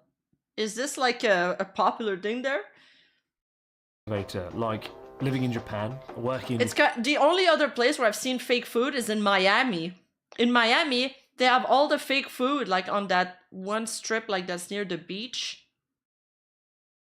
And they try to get you into the restaurants by displaying the fake food. Japan, or knowing for 100% sure that you're going to end up in Japan, then I just don't think you'll have the motivation to see this through and to keep going. I also set myself constant challenges to try and keep pushing me. For example, I did a JLPT language test, I did a speech contest. I had these big silly goals that kept me going and kept pushing me. But even when you do get here, many people discover that they can get by on 3 to 6 months of Japanese and sort of do what they need to do in everyday life. Statistically, you're here and you'll always be here. And there's nothing wrong with that. You only live once, and the most important thing we have is time and how you choose to use your time. And unless you plan to live or work in Japan, or you just want to watch all that... I choose to spend my time eating monster ramen. Anime and manga without YOLO. subtitles, then this is a massive time investment that might not be a good idea. After 3 years, I switched out my intensive studies of Japanese. Wait, did he say to watch anime mangas without subtitles, or did he say it's bad? All the anime and manga without subtitles, then this is a massive time investment Oh, he that might says it's not not a be good idea. a good idea. After 3 years, I switched out my intensive studies of Japanese and switched it to YouTube and filmmaker stuff because that was what I was passionate about and that's what I wanted to do. And sometimes I regret not going further than I did. But I'm proud that I got over the Fuji bit, and I'm glad I got halfway up Everest. Because I never thought I'd be able to speak, comprehend, or communicate in another language at all, let alone Japanese. I was, you know, as an 18-year-old, I would never have imagined that I could watch hentais without subtitles. I'll probably understand enough. was going to happen. So that's pretty fucking cool to me anyway. But if you find your motivation to do something, even the most seemingly impossible task becomes doable. And in the case of learning Japanese, whether it's moving to Japan, doing a JLPT language test or a speech contest, just keep finding ways to challenge yourself and you will stay motivated in the long term. And of course, if you do keep going, if you do become fluent, you can set foot in this restaurant. For that alone, it's a completely worthwhile endeavour, of course.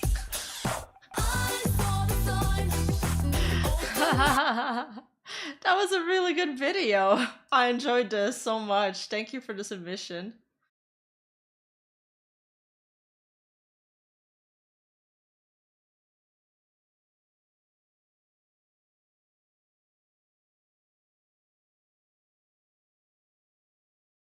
Okay, so we watched that one. Next one is also by Sparkshot and it's How to Get a Girlfriend.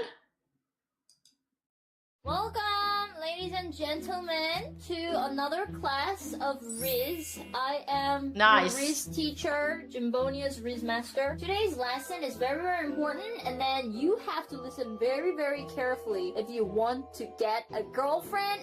That will eventually lead to your favorite seg. Wait, we need to turn off the closed captions. Okay.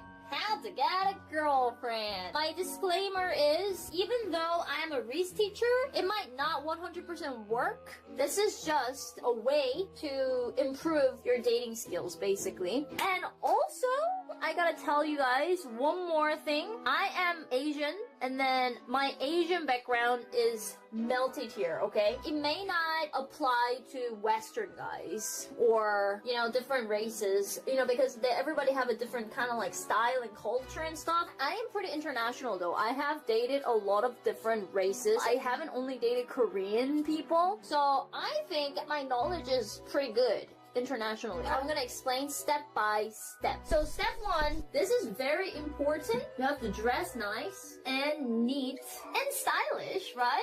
It doesn't have to be like full suit, you know? Even if you're wearing hoodie, kind of like stylish hoodie, and then also you have to be confident.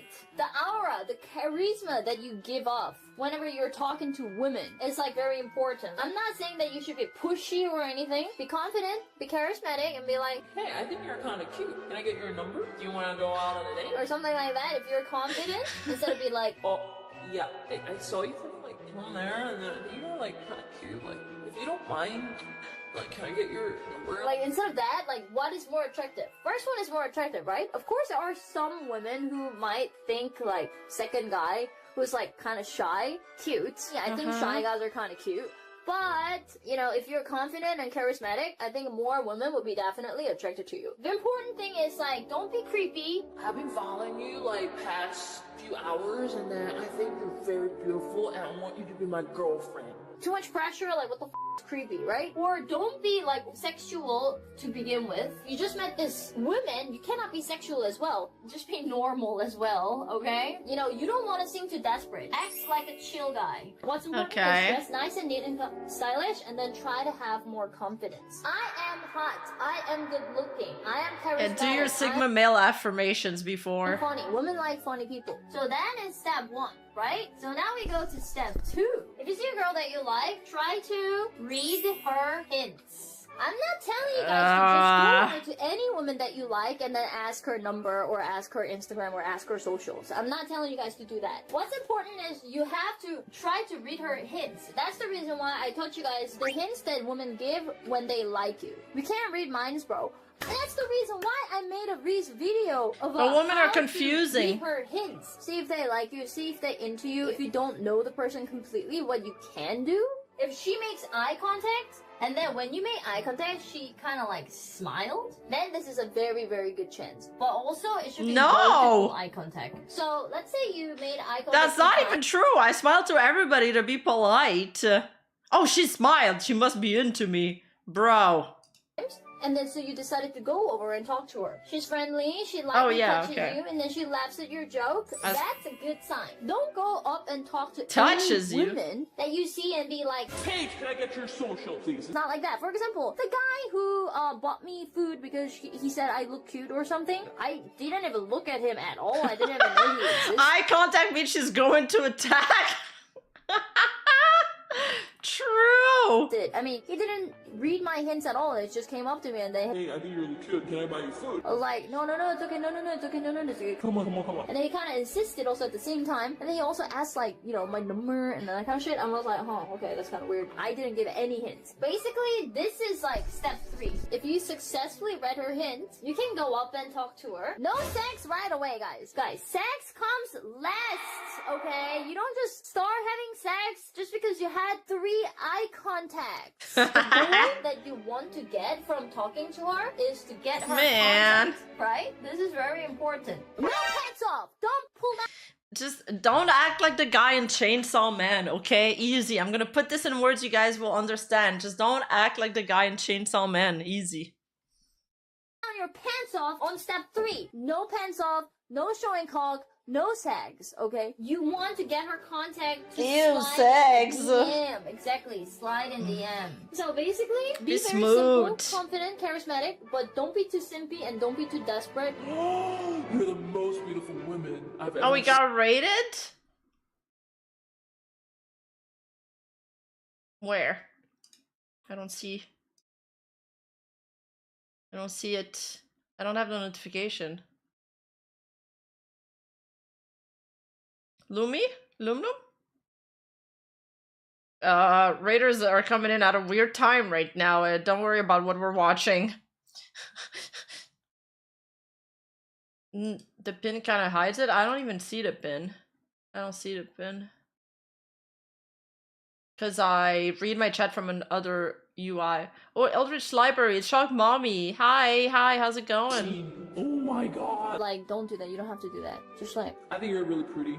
chill, guy. Then you will be successfully get her contact. So you say goodbye, you let her go. After talking to her a little bit, you got her contact. Now, step 4. Okay, you need to I mean, I feel like cold approaching somebody is like super hard to do. I feel like I would not advise that to most people. I think just conversing about stuff that find common grounds about things that you both like. Talk about Blue Exorcist or anime. I don't know. slide in her DM, direct messages. There are a few things that you have to know. After you get her number, you don't want to message Yeah, her it's right super away. hard to pull off and not be creepy. And then, like, finish off the deal by walking away with her number or her social media? Oof, man, that's gonna be really hard.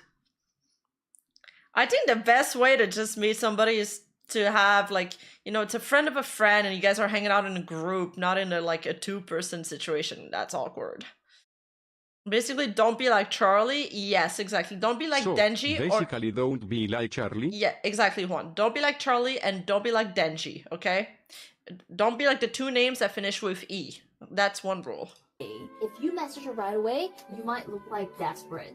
And you do not want to look desperate. You know what I'm saying? If you got her number or socials at daytime, then maybe message at night before bed. If you got her number at nighttime, then message her in the morning.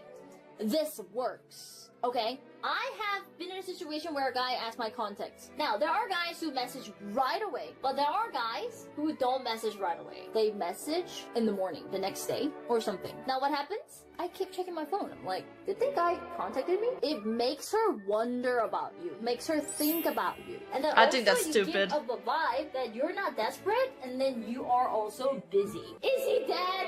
Why isn't he messaging me? I wouldn't do that. Just don't message her right away, then she's gonna start thinking about you. Probably a day is good, or 12-hour-ish. And then when you slide in her DM, make sure that it's a cat. Yeah, I agree. I'm a reindeer. Best advice I was given is get hobby, get good at hobby, meet people who enjoy hobby, bond through friends. Yes, exactly. I agree with that. It's gonna be really hard to, meet people or find a girlfriend if you just stay at home and don't do anything.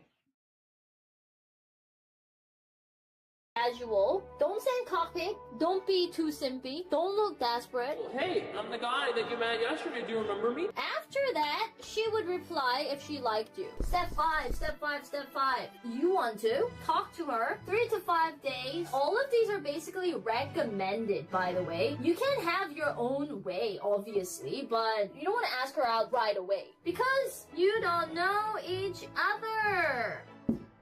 You don't know each other. You don't know. Oh, shit. Oh, shit. So this is basically research time. Very, very crucial and important. So what you have to do is you gotta figure out what she likes to eat, to drink. So to stalk do, her? Her hobby. You gotta figure out what she likes to do. And then based on this information, you can plan the day course. Magic.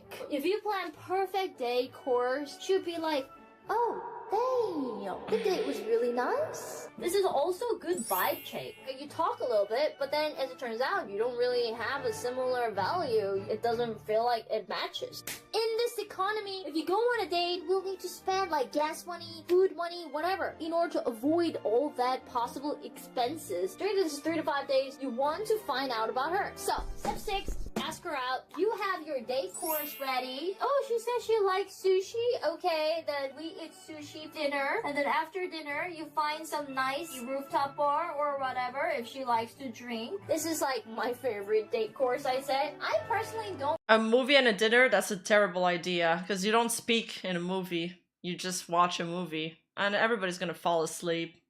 I think it's bad to go on a movie for a date. That's like something you do when you Netflix and chill, like when you're in a relationship. Yeah, why do 200 step when you can get an AI waifu? True, true. Take her to McDonald's or for a coffee. But movie and dinner is like the date course in Asia, is it? Damn. I think you're gonna run into some trouble if your first date plan is a movie, because a lot of women, they won't go to somebody's house that they don't know because of safety. And also, I think there was like there's like this story about like this woman that went to somebody's house and he was like planning to murder her and shit. Weird stuff. So because of that, it takes a lot of trust. Don't really like movie date because you can't even have a conversation with Oh, movie theater. Oh, that's even worse. These places are full of germs, guys. It's full of germs and food's expensive. And you can't pee without pausing the movie. You can't even pause the movie to go pee, man. Fucking point. I think movie dates is terrible. But if she says she likes Jeez, she says the same. Well, of course, it depends on who you are dating. I would actually be fucking down to do the escape room on the first date because I like escape room. But usually, that sounds cool, dinner actually. And then bar is like a classic course, I'd say. Step number 7. We're getting real now. You going to first? Start with drinks if it's not, so it's not too expensive, I think. Date. I already told you guys about things not to do on the first date. Don't talk about your ex. Don't play with your phone while she's there. Like that kind of stuff. Just keep the manner, keep the nice etiquette. And then usually after dinner or whatever, the person who asks out first pays is recommended. First round, maybe dinner, right? If the date really went well, you will go to bar. In my situation, I would always pay at the bar. Unless he wouldn't let me pay. It'd be like, what the f***? No. I'll be like, no, let me pay for this because you pay for the dinner. But this could depend on the ethnicity or where you're from. Not ethnicity, but culture. Step 8, go steady. But I think it is kind of very important to at least have 3 dates before going or asking someone to be their girlfriend or boyfriend. But as I just said, it could be cultural. Go to like arcades or something playful and competitive. Oh yeah, that does sound fun. Oh, just to make sure, our pants should be on this entire time. When I go out on a date with the guy 3 times, they always ask me to be their girlfriend. I feel like it's it's like promised or something. But I don't know how it is in other countries and other culture, because like another country people, after going on like 2 or 3 dates, they're like, So you're my girlfriend, right? every relationship is different, obviously. I'm not saying that it's all the same, but like I would say at least 3 dates to kind of ask for exclusivity, girlfriend, boyfriend. I feel like you need at least 3 dates to actually talk about this topic. But, okay, look, listen. What y'all thinking about on the first date sex? Finally, we're getting to the sex. First date sex. Some people say yes, some people say no. It really depends. If everything went really well, you could have sex finally on the first date. I would still say wait around 3 dates, but on the first date, you could still have sex. Literally, if your only goal is to have sex and then you go through all this fucking shit and then you decide to dump her, basically means you're a asshole. Why would you even do that? Why would you put in that much of an effort into just to dump her? Like, if you want to have sex and one night stand, there are plenty of people that you could just do without that much of an effort. You could just go to a club and then you could probably hook up with someone and then you're never gonna even meet the person. That is like one night stand. But like, going through all these and then after sex you're like, okay, I'm done with you. That's manipulative. That's asshole. But I think technically, and after 3 dates, and then everything works out, and then you guys really click, then finally, step 9, you can have sex all you want with your girlfriend or boyfriend. Ta-da! It says this is step 9 over here, but sometimes... Imagine having sex for real. I thought people were memeing about this. Sex happen because they have it on the first date, and then it can become step 7.5 before 8. Yeah, if you do all this and then follow the steps like this, go steady, then I think that is how you get yourself a girlfriend. Not that hard, is it? I hope you guys learned a lot, and hopefully you guys get a girlfriend, and then if you guys get a girlfriend, please come and tell me. I will be proud. I will be proud. Class dismissed. Sounds exhausting, but that was a funny video. From Genie TTY. This is too complex, man. Okay. This is a submission from Eureka. Asia's loneliest generation is going broke. Uh-oh. Morning, welcome back. Always great to see you. Funny thing is, when I swiped your card, it said insufficient funds, so I'm gonna go. Rima, do you want to see a movie or something? Sorry, I only date the anime guys, not the real guys. Okay, so paying someone for love or companionship isn't a new revolutionary concept. We've been doing it for generations. Back in the day, in ye old brothels, if the price is right. Why is there somebody upside down? Drew Carey would materialize out of thin air with a wheel of potential friends you can spend the night with. Things have definitely changed over the years. What is revolutionary is Asia coming up with new... I wonder what Aligraza, the only person in a stable relationship in this chat here, thinks about the dating tips that we just listened to. Interesting Yeah, ways. not sure, but he's packing true. But in the like Renaissance time, they all wore these like cock bulges. Because it's like, it was like a symbol of virility. And also it protects their jewels. To monetize these relationships. They saw a gap in the market of lonely singles in your area and filled it with the hottest people and non-people you'll ever see. All we need is your name, ID, and the last 4 digits of your credit card. There's services that let you rent a boyfriend or girlfriend to scratch that relationship itch you've been having, where you can eat a meal and spend quality time together as couples do. After your allotted time is up, you just move on with your day as usual. No need to deal with all the drama of being in a relationship. Want a different experience where you Sounds get to interact expensive. with many attractive hotties in one sitting? Check out these NPC theme parks. Asian guys who look like they came straight out of a video game are just Wait, strolling really? around, waiting for you to hit the A button so they can start their NPC dialogue with you. Well, now that I'm looking closer, There's not a whole NPC lot of talking people? going on. Oh my god.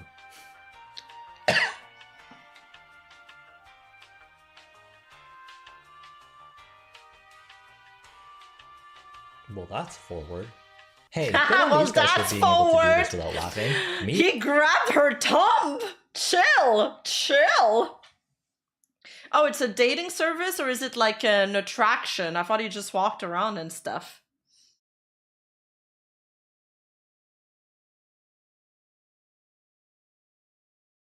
Do they give you missions and stuff? What is this? What is this park called?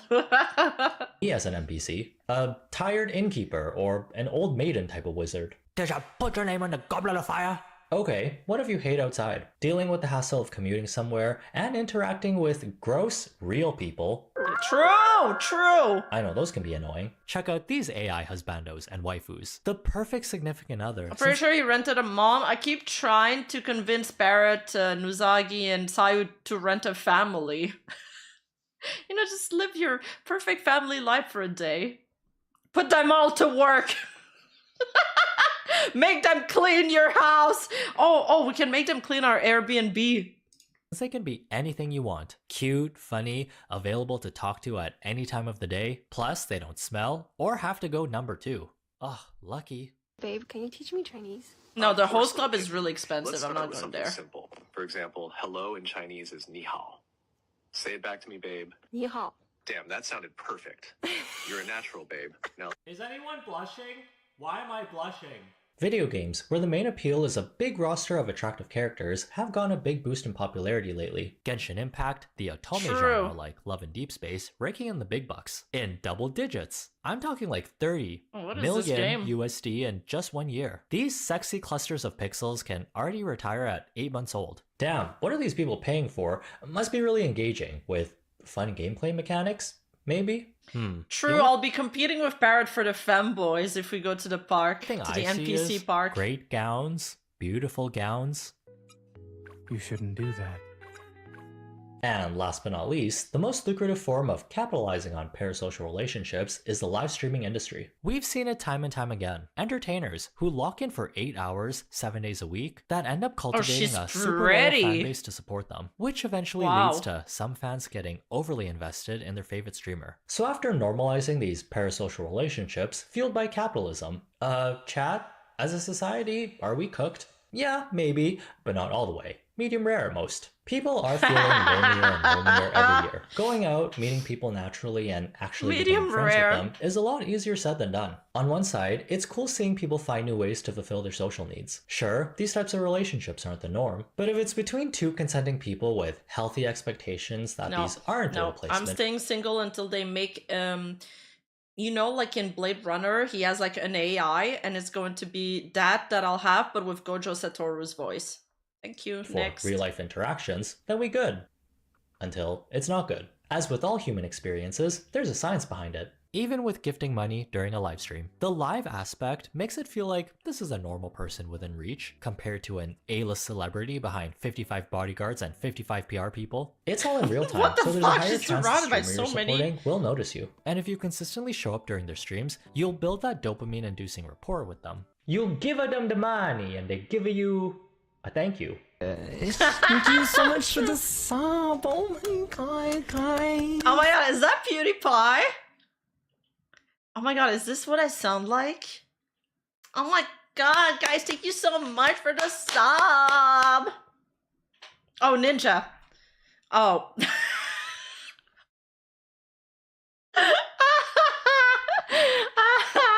I'm sorry. I'm sorry. Is that PewDiePie? Oh my god, I can't!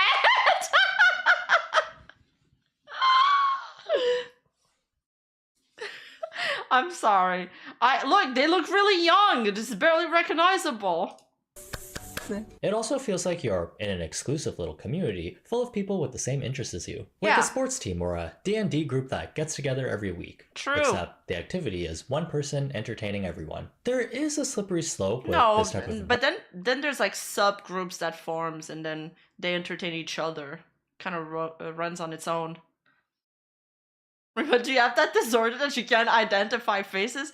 Oh my god, maybe I'm actually racist and I think all white guys look the same or some shit. No, I can't identify faces. For real. I have a better memory for clothes though. environment. It's a breeding ground for people who are chronically online, using these relationships to replace real ones, leading to situations where someone goes overboard with their affection towards a one-sided friendship. Like that man who sold his baby for $16,000 to a couple looking to adopt, and then blew all of that money on tipping live streamers. He was arrested afterwards, since this whole thing was very illegal. He traded in his child like a rare Pokemon card, only to end up broke and in jail. Just because you can have a kid doesn't mean you should have one. You can't even relax, even as a baby. Gotta lock in at all times. Lonely people are an easy target for these types of business models, where you have someone keeping you company in exchange for money or your time. There I is know promise I'm of a not a type good of fellas to intimacy have better chance at cold approaching. You need to go out and socialize. That way you can pick up all social cues and go to the gym. Get a Spider-Man bod, lol. Get a Spider-Man bod?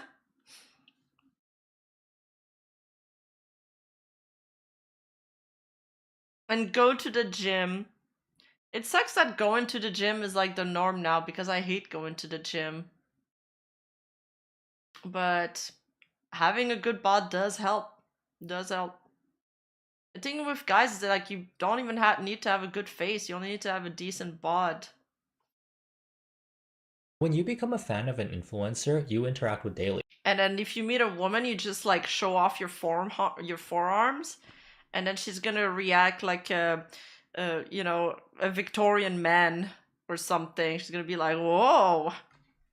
Sometimes it's scary, seeing how easy it is to escape from the sucky parts of life just by using the internet. Kongto, a 32-year-old fan, lives at home with his parents in Miaolai, Taiwan. Having never kissed a girl, Kongto feels more capable of expressing love to a live streamer on the internet than to a woman in real life.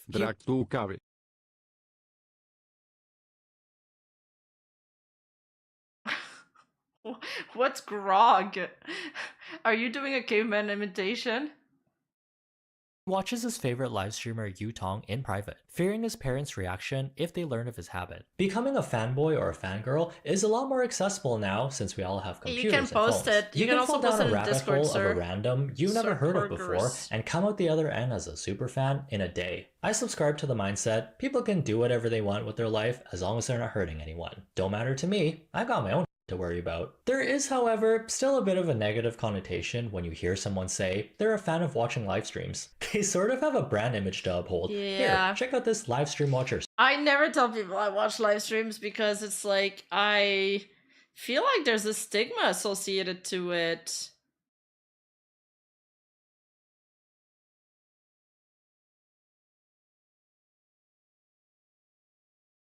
Should I order this Japanese food? It's kind of costing a lot.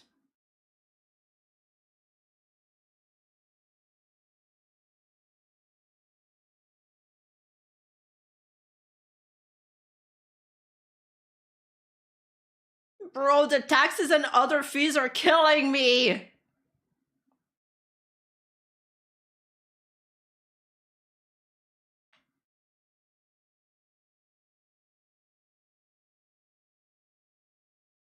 Starter pack. Dark, dingy basement, bed rotting, hasn't left room all day, minus 50 in social skills. Not a single drop of water was consumed since yesterday. That me? I don't think I need the like rice with curry tonkatsu, the kimchi salad, and the miso soup. I should probably remove something. What should I remove though? I gotta make choices now. What do I remove, guys? I did not the miso. So the kimchi? I was on a diet and I ate pasta yesterday too, and now I'm gonna cheat again. Or I can just make like, you know, scrambled eggs with minced meat. Now, I don't have much in the fridge. I have some broccolis.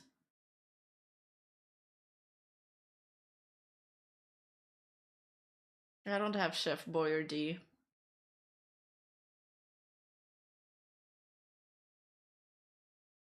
Anyway, Let's continue with. I'll keep on thinking about it while we watch the I video. think what's closer to reality is people watching live streams more casually, or they'll have it on in the background where they're not interacting with it 100% of the time. Kongto is one of many bachelors who watch live streams to combat loneliness. This is especially prevalent in Asian countries, where many young men must leave their family villages for work in city factories. Without a familiar face for miles around, they turn to live streams to make their new environment less It's also isolating. entertaining. If this helps, then good. On the other hand, it's kind of like an illusion of socially connecting with someone. It really depends on each person's situation and how reliant they are. Will they have a full-on breakdown if their favorite... My diet is not to eat anything after 6 o'clock. Lost 20 grams in 2 years that way. Dude, my biggest problem is that I eat before bed and I can't stop this habit. But at the same time, it's like a side product of sleeping late, right? Because if your last meal was 8 hours ago, of course you're gonna want to eat again. creator gets Thanos snapped away, or will the world keep turning for them? At the same time, might these live streamers be using their fans' loneliness to exploit them for profit? Well, sorta kinda, possibly yes. 今天给大家讲一下怎么样走进土豪的世界。我相信每一个主播其实都想要多拉几个土豪用户嘛，然后提高自己的销售。 Although, it does take two to tango. No one's forcing you to give away all your life savings just for a chance to be noticed, but it's also scummy to zero in on emotionally vulnerable people. It's like this giant spectrum. There's a lot of online personalities with super fans who support them in a healthy way with boundaries. The creator isn't your BFF, and your fans are also not your BFF. I'd say most of these relationships fall somewhere in the middle, and it should stay that way because the extreme side gets dicey. In recent news, a man in China took things too far when he became obsessed with a streamer. And not in the fun Mariah Carey song type of way. Mr. Hong, a simple fellow who ate plain Rima, are you using our loneliness? No, it's the other way around. You guys are using my loneliness to make fun of me. And it ain't cool, okay? You guys can't outwit me. Outwitting people is my specialty. Buns every day so he could save up money, not for bills or on a down payment on a house, but to send his favorite streamer in the form of gifts and tips, which ended up costing him around 100,000 USD. Okay, choices were made, buns were eaten, money was spent. We can feel bad for him, but ultimately it's his responsibility to budget his finances. I think we overspent a little bit here. How about we cut back on the buns? At least he wasn't blindly donating, he did have an end goal. Mr. Hong wanted to hear his favorite streamer call him brother. Hell yeah, brother. Streams will usually have a ranking metric that shows the amount people have donated, with the highest gifters at the very top. If you're the big dog who's spent the most money, there's more weight to what you have to say. These are referred to as big brothers in China, and the streamer will prioritize keeping these rich fans around by giving them more attention. And when you think about it, the one with the most power isn't the streamer themselves, calling me but the person auntie. with the most money. All communities will have some sort of hierarchy, even within fandoms. The older brother term in Asia doesn't always They want to be called Lil Bro? mean someone who's blood related. None of that weird King Charles II with the loose jaw stuff going on here. It's like when a girl calls an older guy oppa in Korean or oni-chan in Japanese. These can be terms of endearment you say to a close friend or to someone you're familiar with who's older than you. Even in casual settings around strangers, social hierarchy is really important in Asian countries because it shows respect. Mr. Hong just wanted a really expensive Big Brother shout out, which he probably could have gotten on sale somewhere else. So when 100,000 USD wasn't enough to get Mr. Hong his brother title, he started to steal copper materials from his family's business to sell for extra cash. It got to the point where he stole over 300,000 USD and sent every last penny to the streamer, which was basically his family's life savings. Looking into this gave me a jump scare at how common these cases are. Although there are a lot of people who do have the extra money to spend. 也是心理寂寞吧，然后就需要一个精神的寄托。一般是一言不合先刷礼物，进来，什么也没跟你说，就觉得他其实可能在房间里待了很久。现在我还差6万是7级，我现在这个号是48万。East Asia has come so far technology-wise, but they have some of the loneliest people living there. A lot of 75K. factors come into play. The super high pressure to do well in school, the toxic work environment that sucks Yeah. up all your free time. It's getting a lot harder to meet people. And all these new inventions make it that much easier to become a hermit on a whim. Don't feel like you belong in any part of society? Isolate yourself at home and be completely Oh my fine. god, that's Not us, Hikikimoris. It's kind of like I'm kind of like the main character in Konosuba. I'm like a neat. of course, but for basic needs, you got a roof over your head, all your meals can be delivered, plus all your entertainment and social needs can be met. See, they're also ordering Uber Eats. I know some of you are probably thinking, this is my ideal day off, which is okay to do once in a while, but not for long periods of time. The traditional route of school, good job, married, child, buy car, house, then die. We're not getting that Is anymore. becoming less of a reality for most. It also seems like people are realizing, you know what, maybe this isn't the path for me. Even though there's still a bunch of societal pressure, it's a tad more acceptable nowadays. It's not even. Oh, can the mods help bizarre thought patterns to submit videos on Discord? It's not even worth buying a house anymore. Legit. Like, at least not in Canada. You might as well invest your money elsewhere. Like, sure, you can buy a house to lock in the price because houses always go up in price. But you're gonna pay condo fees. You're gonna pay, oh, the elevators needs to be repaired. Whoops, there you go. That's $500 more you gotta pay per month. Like, you actually get more return on your investment doing other stuff. I don't think it's even worth it.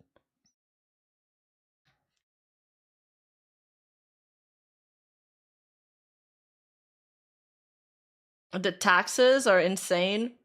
Yes. Is to find a different way to live your life. Cause you stress. If we had 7 levels of sim there would be horse photos every week.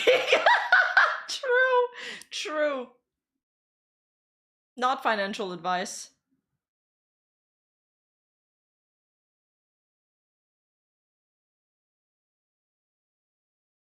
In Poland these days, it's cheaper to build one and to buy one. Wow.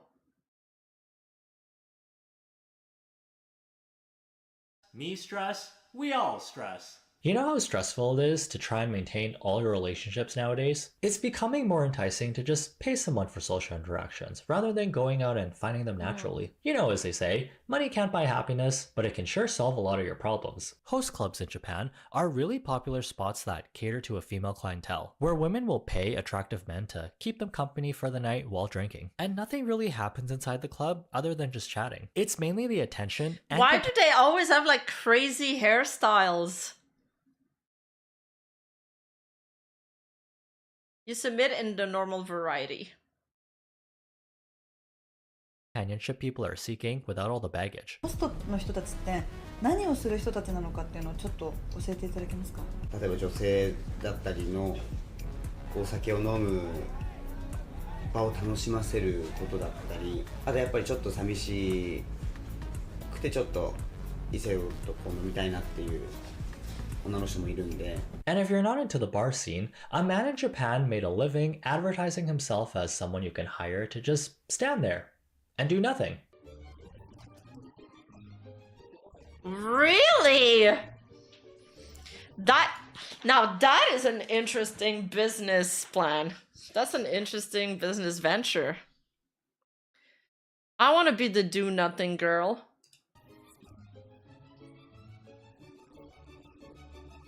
Who hires that? What's the point of this?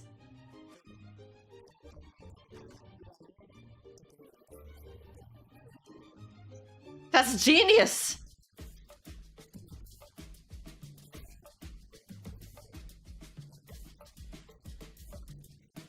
What?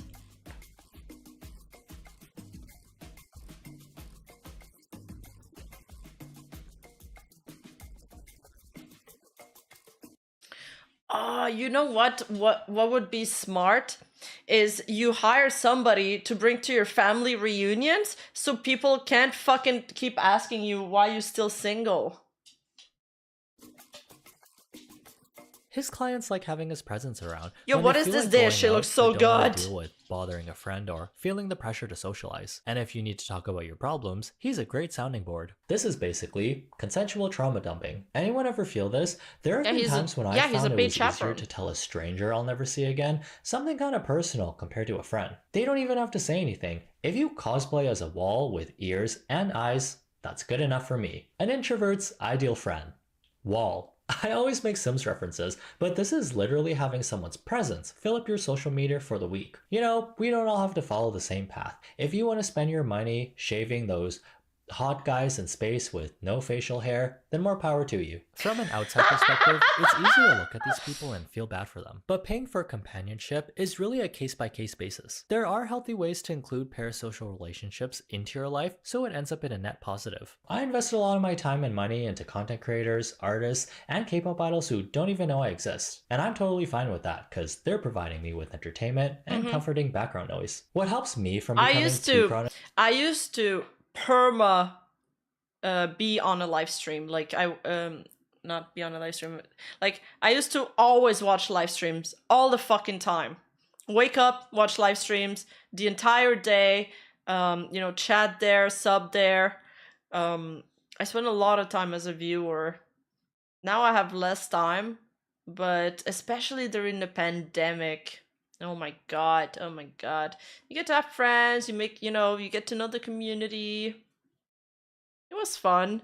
Something relaxing about just turning on a live stream about somebody gaming like in the morning and stuff.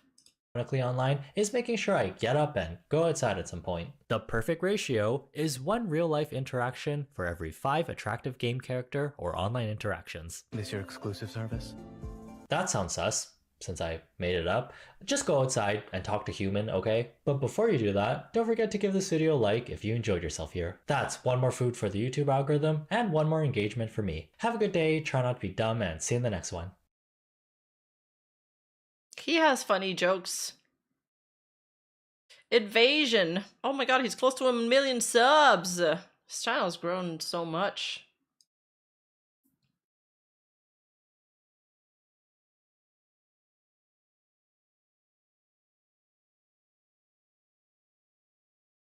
Ooh, why fast food is panicking over higher prices now?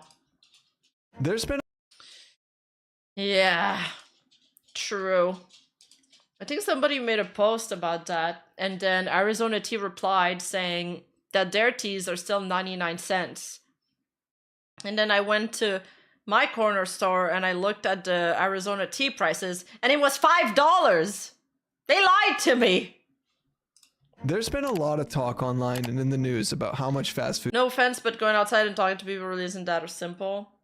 If you didn't keep your friends from like high school and college, and if you don't like the people you grew up with and you gotta start anew, then yeah, it's extremely difficult, because making new friends as an adult is like, where do you even find them? Where do you go? There's not even new places where you can hang out. There's no third places anymore. So yeah, it's difficult.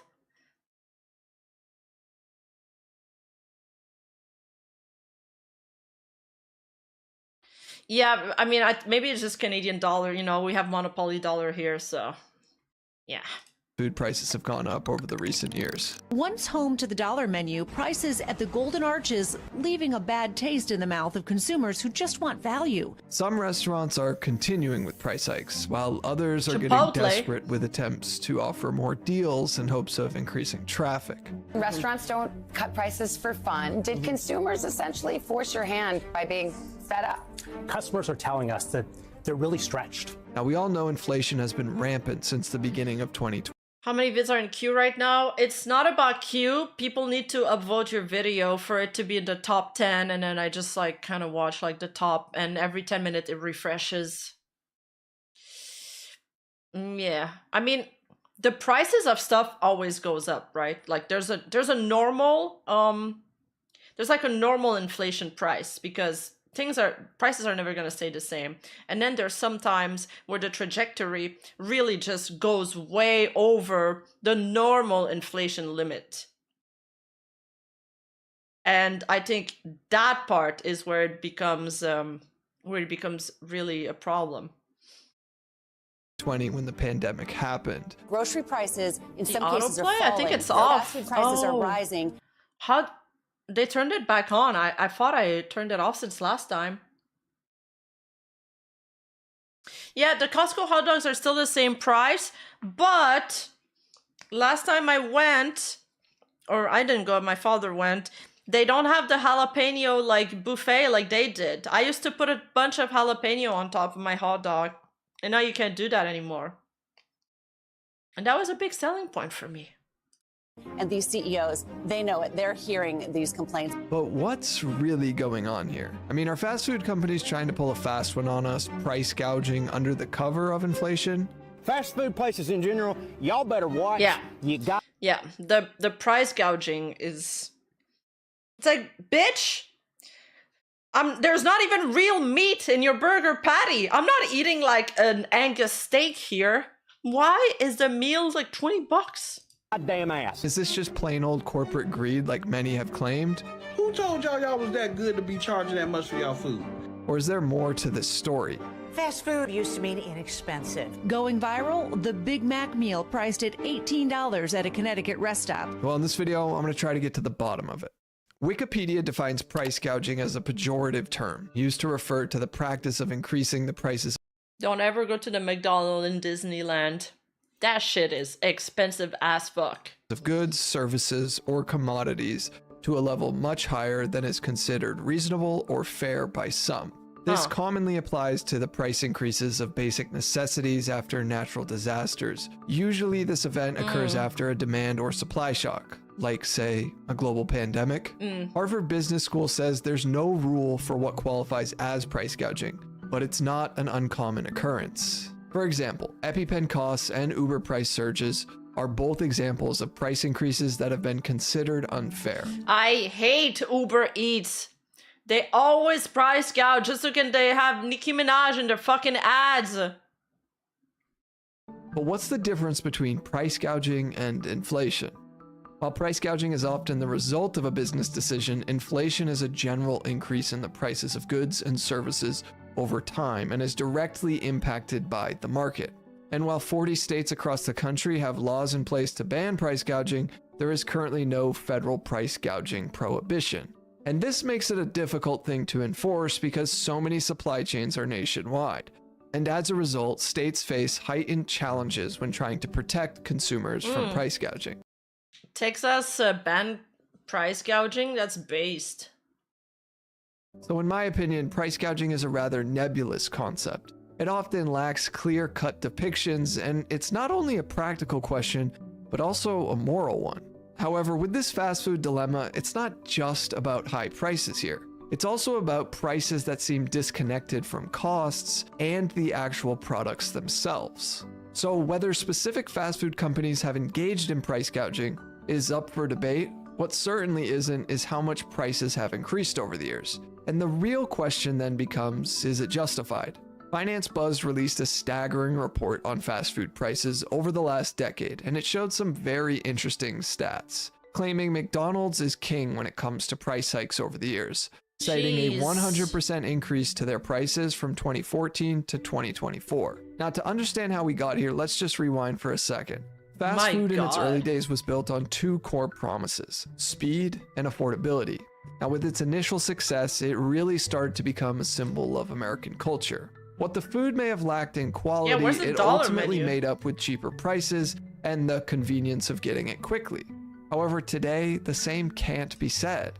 It's not breaking news, but it was like a, get it under 5 minutes or you get it for free kind of deal. Fast food is rarely fast anymore, and it's becoming pretty expensive for what the quality is. Now, over the last 2 decades, rising costs have hit the industry hard.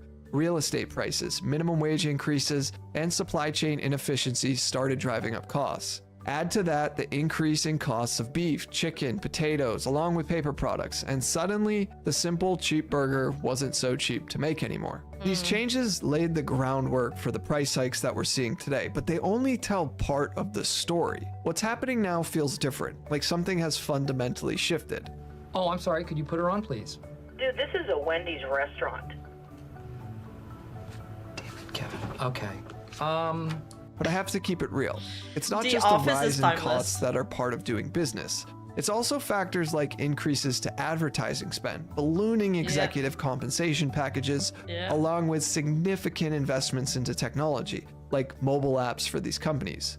Oh, and of course, stock buybacks, returning billions of dollars to shareholders. But don't just take my word for it. Let's look at some of the numbers. According to the Federal Reserve's economic data, food away from home, which is the category that includes fast food, this rose roughly 28.5% over the last 5 years.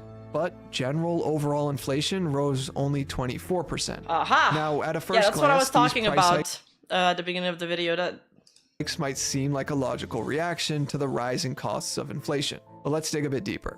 While the cost of doing business has increased, profit margins at many major chains have held steady or even grown. Take McDonald's, for instance. Despite facing higher expenses, their operating margins climbed to nearly 46% in 2023, up from around 41% in 2019. Now, that's not just covering costs, that's thriving. And if you don't think operating margin is the best indicator to decide this, let's look at their net profit margin. It's gone up from 28% right before the pandemic hit, all the way up to over 33% in 2024. Now, this has led McDonald's to begin to take some drastic measures to try to convince customers they not only aren't being greedy, but also that they still can provide value with their menu. But more on that in a moment. This pattern isn't unique to McDonald's, though. Chipotle has true. He does look like a clean-shaven Asmongold. Like if Asmongold had his shit together, he'd look like him, like in another timeline. reported record revenues fueled by menu price increases of nearly 15%. Dude, I remember I used to watch like documentaries on economics, like in the United States and stuff, and like the poor people, they say they would like bring their kids to McDonald's because it cost cheaper than just making food at home. But you could not imagine that today. That'd be crazy. Like grocery you'll always get more value from it. Over the last 2 years. In fact, during the making of this video, they just announced another 2% price increase to their menu, which brings the total number of price hikes to 7 times since 2021. And Chipotle technically isn't fast food and is more in the category of fast casual dining, but they still are a part of that food. Wait, that's Chipotle? It's like Tex-Mex wraps? I've never had Chipotle. From home stat that I provided from the Federal Reserve. And so we can still learn a lot about their recent financial performance over the years. Chipotle's net margin is higher now than ever before and has been steadily climbing since the pandemic. I've never heard However, of it. the margins No, did tank. I mean, sorry, I've heard of it. I've never like seen one. Oh, it's a burrito bat. Yeah, I don't like how they put rice in them though. I feel like they just want to stuff you with carbs. Before the pandemic due to foodborne illness issues the company was facing. But if we also look at their revenue, I like real Mexican food, like authentic one. I love that. I hate the Tex-Mex stuff.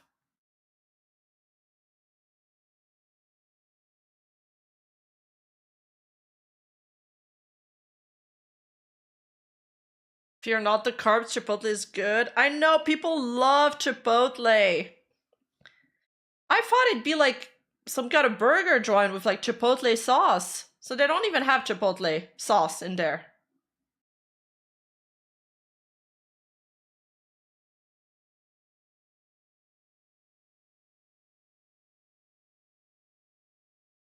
I think we have like fake Chipotles here. They're like probably called something else. I've had one of those big burritos. It was like we were full after like half of it. It's like all right.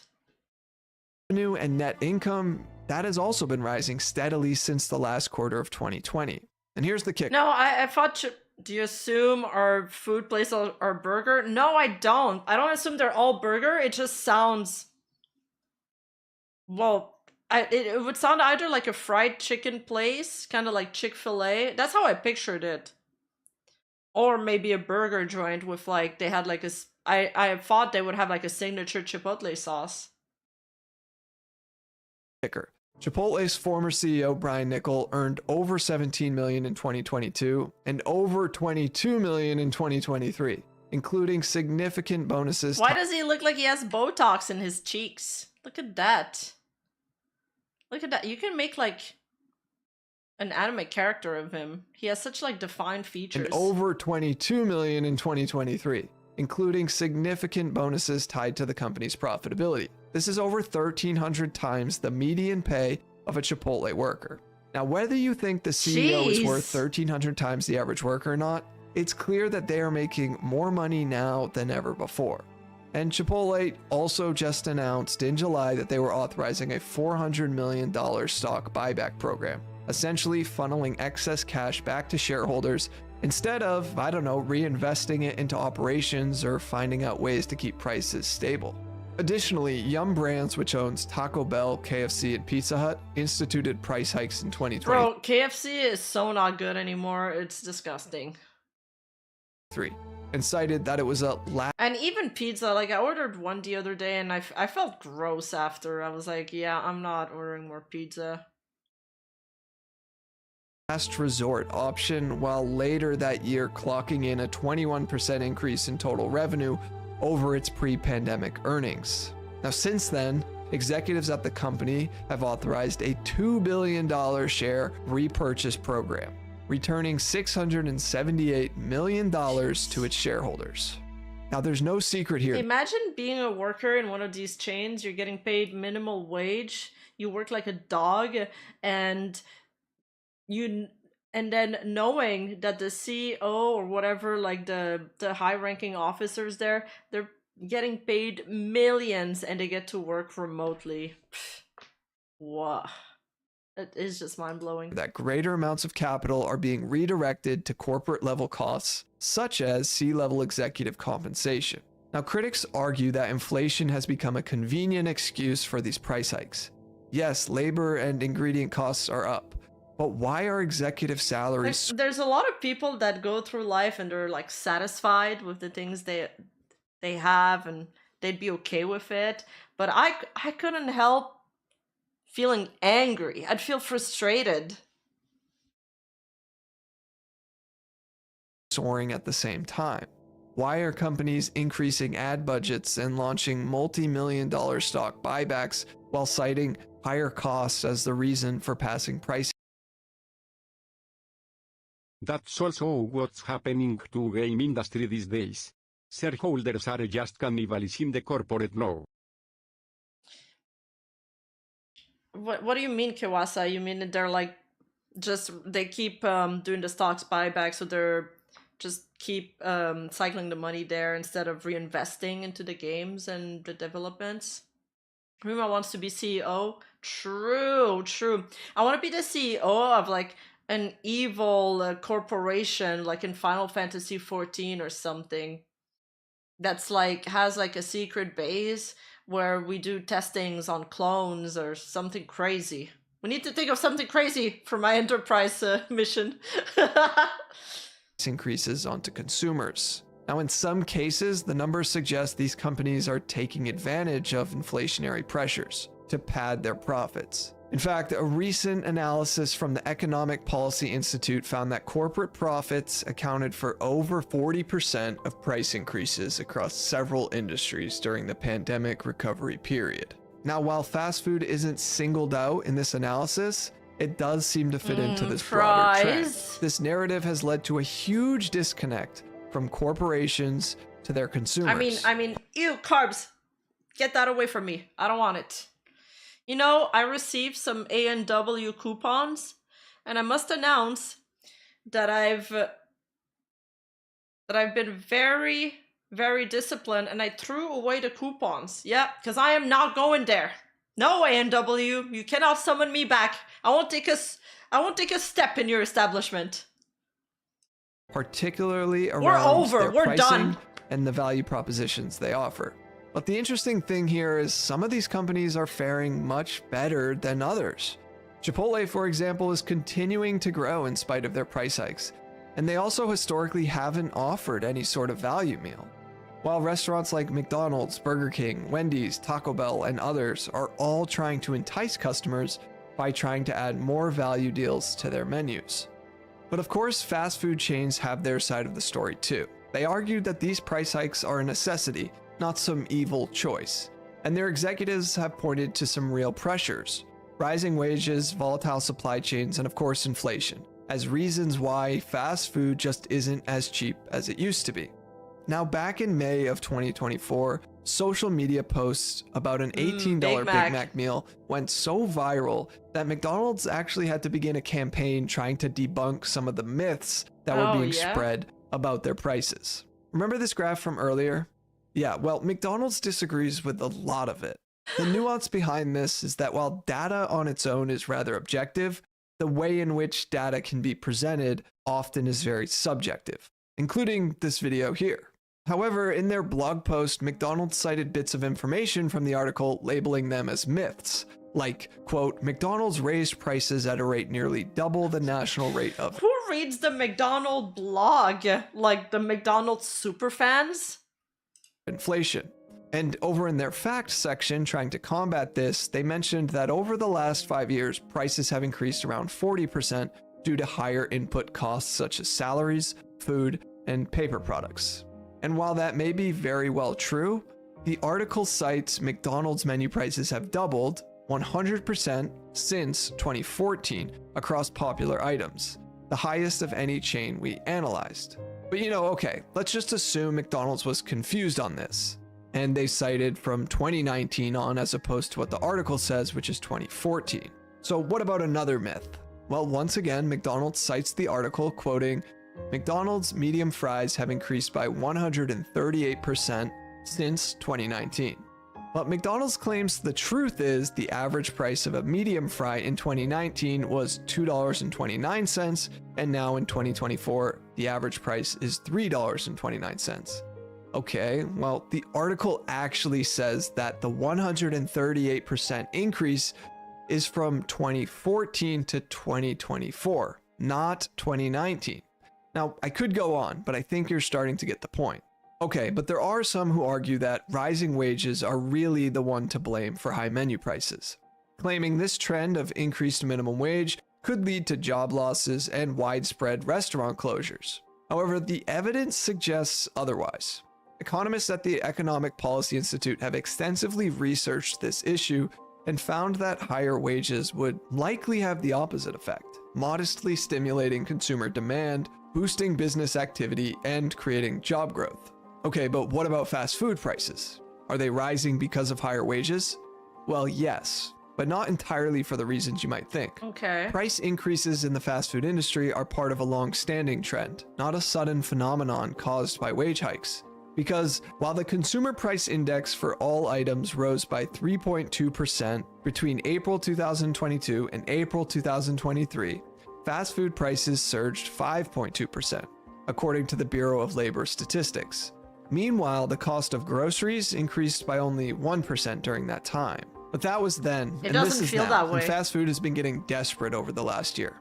McDonald's has had to really try to entice customers with their nationwide $5 value meal, and many competitors have followed suit. Burger King offered their $5 meal, Wendy's did a $4 meal deal, and Taco Bell launched a Yeah, that's right. Undercut each other. $3 value deal, all in an attempt to increase traffic to their stores. Now, it's clear they have a real problem on their hands, not only in terms of general sentiment around their value propositions, but also in regards to pricing.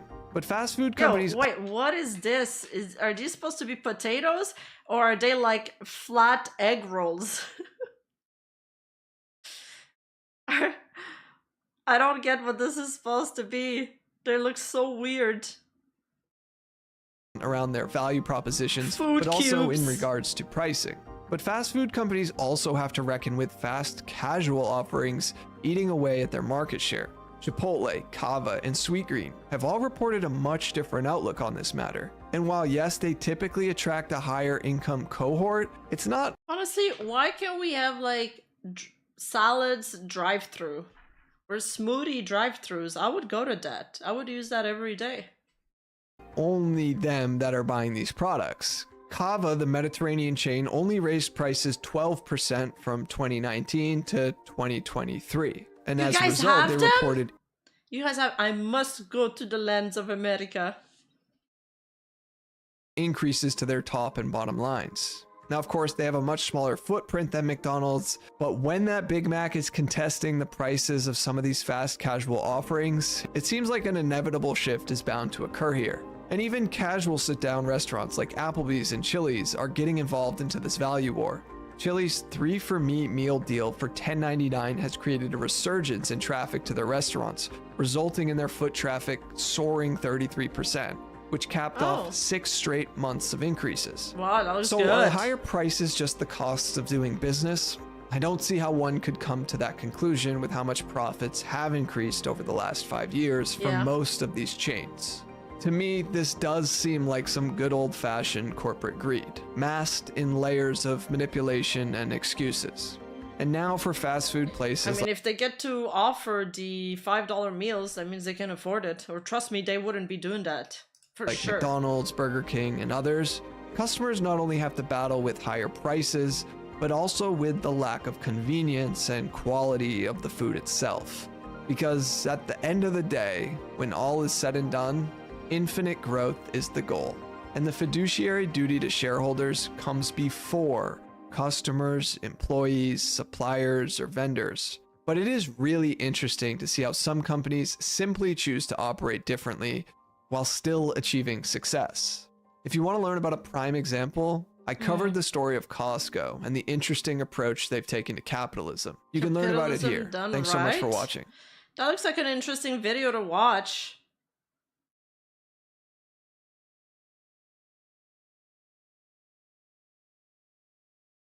Yeah, that was really good. It was a great video. I'm gonna vote it. It's a small channel.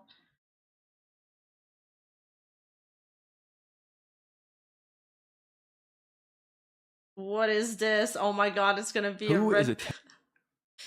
Okay, this channel is called Home App. I'm a 10, status game, submitted by Yuriko. 10 and why? The answers may be darker than you think. Ask everyone to rate themselves on a scale of 1 to 10. So let's do that. 10. 10. 10. Were you a 10 last time? Yeah, I was a 10 last time. Billy Ray. I feel like I'm a 6.7. Dude, why the would you ever say something like that? Physically, or what's really going on here? Why do they say 10 when they know other people don't agree? I can think of 4 reasons. I'll do the easy ones first. The last one will take some time to get into. I'm gonna show you because saying, I don't know, saying you're 4 whatever is cuck behavior. You must assert dominance. Psychological research, new communication skills, and how to recognize struggles for status and power. But first, if you want to learn more skills like this faster, you should try Shortform, the sponsor of this video. Shortform is the fastest way I've ever seen to discover the world's best ideas. It's a collection of books and articles summarized for easy reading. Here's the 48 Laws of Power. Here's a 1-page. What is this? What is this? It's Shortform. Go to shortform.com/homemap. Summary. Here are the laws, organized by the principles they operate on. I made these note cards for myself from the 48 Laws of Power, but you don't have to because Shortform did it for you. Subscribe to Shortform through the link in this video's description for a free trial with no content limits and 20% off. I want that sponsor. A yearly subscription. You're going to learn endless powerful skills that fit into your busy life. Check this out. Motivation, communication, productivity. Look at this one. I hate self-help books. I hate self-help books. I hate them. Hi, News. Nozagi needs the sponsor. I hate self-help books. They're so... Why would you waste your time reading a self-help book when you could read a book with an amazing writer that transcends time? When you could almost have a discussion with an author. I don't know. I just don't get it. I just don't get it. I try reading a couple and they're just so boring. So boring. It's like you're working when you're reading them. It's like, oh, I must make myself better. I must fuck, how do you say that? It's like, I must improve every single facet of my life. How ego rules your life and how to master it. That's going to help you move up in the levels I'm always talking about. Again, that's shortform.com/homath. Click it in the video description for a free trial and 20% off a year's access. Now let's get back to dealing with these status games in the shortest form I can manage. So what's up with this whole I'm a 10 thing anyway? Sometimes they say confidence is attractive. What does that mean? This is a really common argument. It seems to mean that if one girl says, I'm awesome, and another girl says, I'm only kind of awesome, that men will like the first one more. Let's try that out for ourselves. Listen again and see who you like more. Kiko, so, okay, we'll start with you. Go. Yes, I agree. Good authors will make you think more and help you more than any self-help book. Absolutely. Makes you really think about things that you wouldn't have thought to. Yeah, min-max your life with these quick 487 steps and series of 8 books. Yes. No, thank you. Go ahead. 10. 10. I feel like I'm a 6.7. So I don't know about you, but this didn't do much for me. I didn't feel anything positive about the 3 that said 10. In fact, I thought it was a red flag. But when she said 6.7, I went, oh, she's actually reasonable. Maybe she would be fun to talk to. Maybe this actually worked for you, I don't know, but it's not a great strategy, is it? That can't explain its popularity. So what about delusion? Social media gives women a lot of access to attention, and it changes how they feel about themselves and how they feel about other people in real life. But they can't all believe they're here. That's not how math works. So what if they're saying it, but they don't believe it? Fake it till you make it applies to more than just the job market. What's that? A strategy that some women use is to pursue a high-value man and allow him to keep her in this area on the off chance that she might make it here one day. Although the chances of that are pretty low. I told a story about that in my original Zones video. I gave an Uber ride to a girl who was here with a guy who was seeing 4 other girls and her, and she asked me, how do I get him to pick me? And I said, how do you make yourself more valuable than 4 other girls? And she got real quiet. So sometimes I'm a 10 is probably just the same old strategy, but I see something else going on here. I think everyone is a 10 is sometimes a tactic for hiding or reducing hidden conflicts. This is my newest chart. It's called Who is a 10? Status Games, and it's about how men and women seek status differently. I'm going to go over the research behind it, but first I'm going to show you the different parts of the chart. First of all, is he the one who made that chart? The hypergamous chart? It's so fucking cringe. It's the same old strategy. Newest chart, it's called Who is a 10? Status Games, and it's about how men and women seek status differently. I've seen this chart in so many videos. It's dumb. I'm going to go over the research behind it, but first I'm going to show you the different parts of the chart. Let's see if he has something First of all, more to these say. illustrations are how men and women compete for social status. Men compete openly through direct competition and open contests, and women play nice and engage in self-protective behavior. They value the appearance of equality while keeping their conflicts quiet. These speech bubbles and arrows are examples of things that men and women might do to increase their own status or to decrease the status of somebody else. These 1 to 10 scales are status, not attraction. They are related, but they're not the same thing. These columns on the side are examples of things that men might do to increase their own status, and these are things that women might do to increase theirs. Finally, at the bottom, I have a key for what are he has a whole binder of these. I don't the hypergamy chart doesn't explain all the fucking beautiful women I've seen with like really average looking guys, even what would consider ugly. Different types of tactics are. So what is status and why does it matter? Well, status is basically the way that other people perceive you and treat you. Over here I have the typical money guy clutching his money. He's at the top of the male hierarchy, and over here I have the celebrity in her Golden Globes dress. Those are people who have a lot of access to attention and support and money, and people do things for them. So that's why status matters. It makes life easier the higher you go, and it makes you more likely to survive, and it makes you more likely to have children who also survive. I'll use my life story as an example. Back in 2012, I just... Money. Oh man, you guys are so predictable. You're so predictable. I knew you guys would say that. I knew some of you would say that, not all of you, before you even said it. That's kind of sad.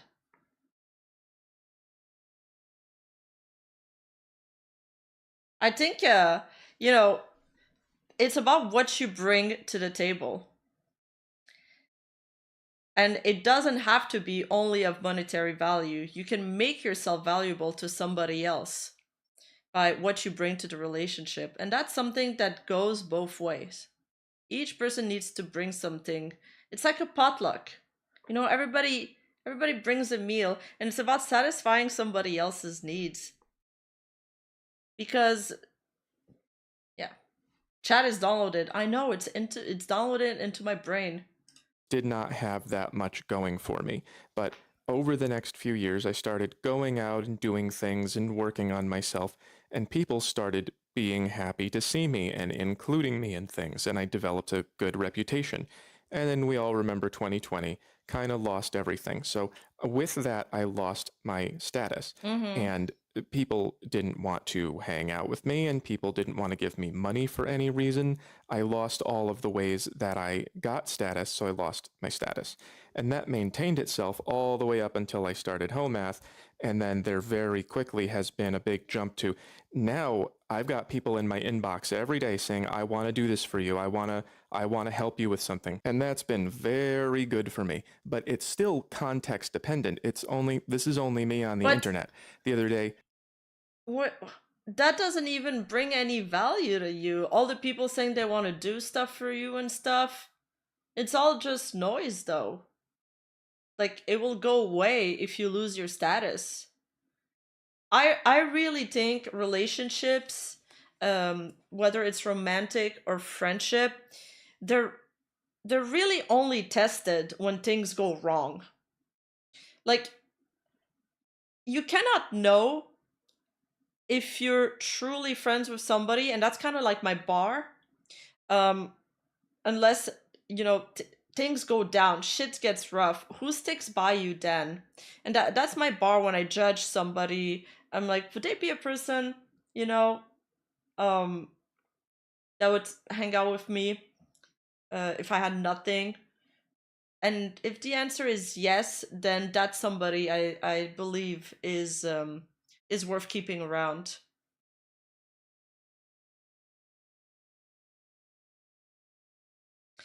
Fair weather friends aren't really friends. Oh, that's a good way to say it. I love that.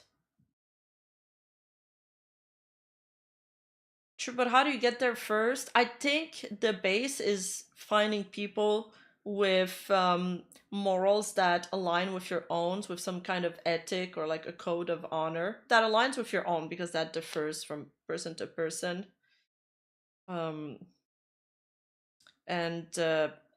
And you kind of have to build that too.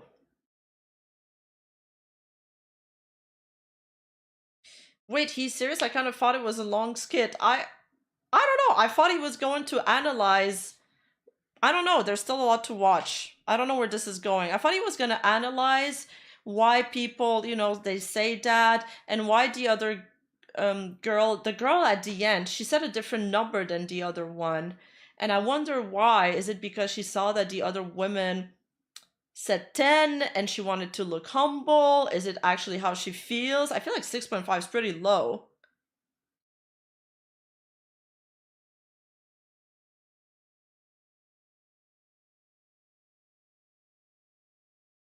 Nobody ever stuck by me. Now I hate people. That's so sad, but I also don't think you actually hate people, because you're here. You're with us, and you're with people. You just gotta find the right people. And I think, I mean, you don't always find the right people. There's a lot of people that end up that you think are, you know, they're chill, and then once you get to know them better, you realize they're not. But it sucks. Well, you couldn't have known that, so you also need to give yourself a chance. Like, sometimes you do bad decision making, and you regret it later, but you get like kind of quicker at at discerning when something's gonna give you pain, and then you just like you withdraw faster from bad relationship and bad people the more you've encountered that. Because when you're in a good space, why would you ever go back in a bad space? And I'm talking about all kinds of relationships here, like not just romantic.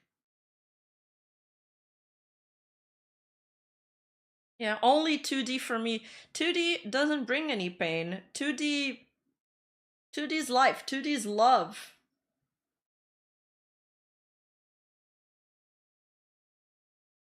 I went out to the store dressed kind of dumpy because I didn't care, and I got some looks like I was down here. And that's why people have to use these strategies, because you're constantly negotiating for status wherever you go in the context of where you are. And this whole... I wish we could quick save and quick load. Oh, like, oh shit, I made a wrong move. Let me like just go back to my last save and start over. Anything worth it is worth putting in the effort to get it and maintain. Goes for relationship too. There's something also to be said about hello model, wake up. Okay, something to be said about growing through pain and growing through suffering. If you this is a theme that's like, you know, kind of recurrent in mangas, but I also feel like it's applicable to real life.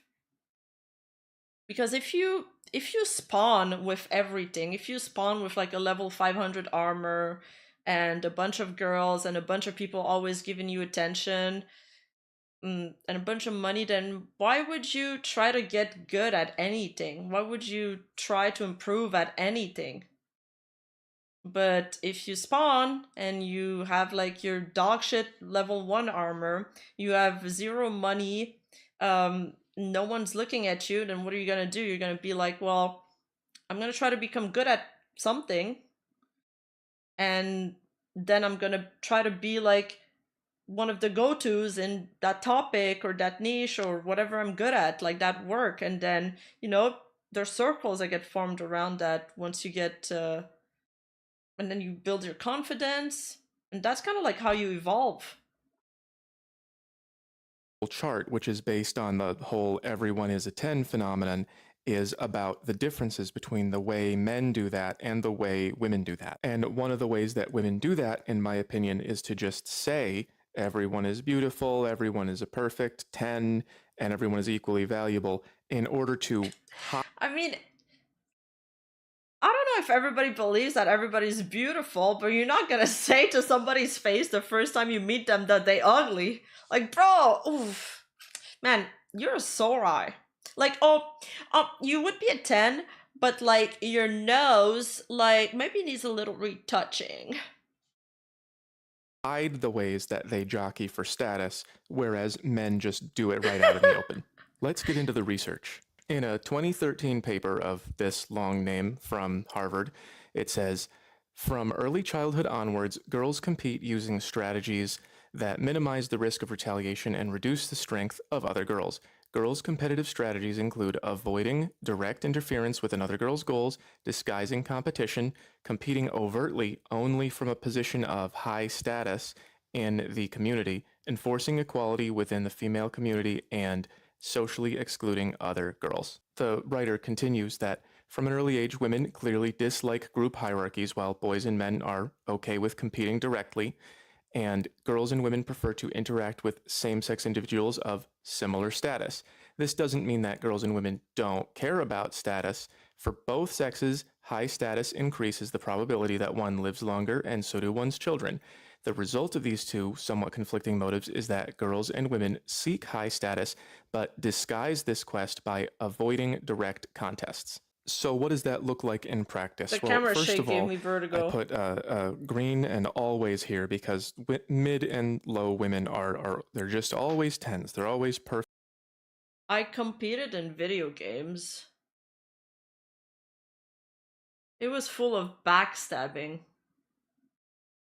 It was actually full of backstabbing. That's why I don't believe that, you know, guys don't do the covered stuff when they're competing, because at least in team environments they would. Like one day one day they'd be like, yeah, let's make a team together. Totally. You know, you're my bro. We're gonna have so much fun. And then the next day, somebody else got them. They're like, yo, we're gonna make a super team. We're gonna win the tournament together. Oh, you're dropped. And they wouldn't even tell them. They wouldn't even tell them until like the tournament started. So the team would get DQ'd because they don't have a fifth player or some shit, stuff like that. It happened every single day. There was so much fucking drama. So much drama. I was like, shit.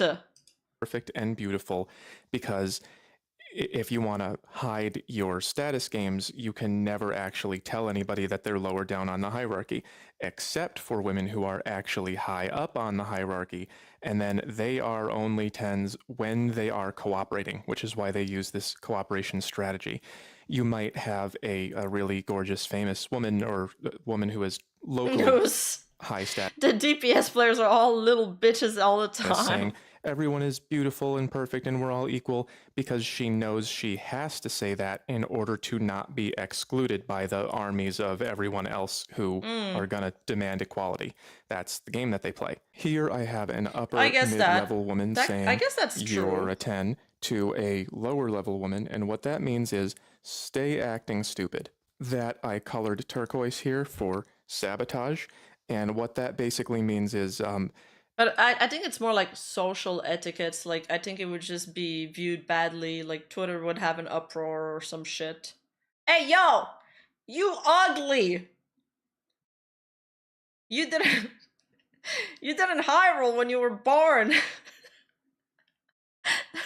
You should continue acting like you are higher up in status or attractiveness, because if you do, then you're never going to find what you need from the social scene and from men, and then I will have more free male energy to draw simping from. Here in reverse, we have a low status female saying, you are a 10 from low to high, and what that means is, yeah, I know you're above me, but you're a 10, so I'm almost a 10. Everyone can tell. That's the trick that's going on here. Everyone can tell where they are. We look at them and we go, how can you say you're all equal when it's so obvious that you're not? And we can tell who's up here by looking. Well, they know too. So one of the secret strategies here is, if I play the game for you, then you'll include me. I rounded out the female side with good plain old delusion. She thinks she's gonna marry an athlete and she's not. I also have one of the more direct forms of female status competition. This is the my boyfriend will beat you up. This guy is being a jerk to her and she makes a threat in the way that men might get directly in fights. She's saying, I am protected. I'm protected by the boyfriend who is coming, and that is a more direct threat, but still not the kind of directness that men engage in. Men, being direct as they are, tend to just, whatever level they come from, they tend to just kind of point out when a woman is way up high. They'll just go, that girl is a 10. But those are patriarchal beauty standards, because they violate this appearance of equality on the outside. Right here I have the two of them exchanging nasty words for each other. That is an attempt to lower status. If somebody ever shows me their color-coded binder on a first date, I wouldn't be hooked immediately, no. But there was a bit in Dr. Stone yesterday that I watched that really reminded me of you guys.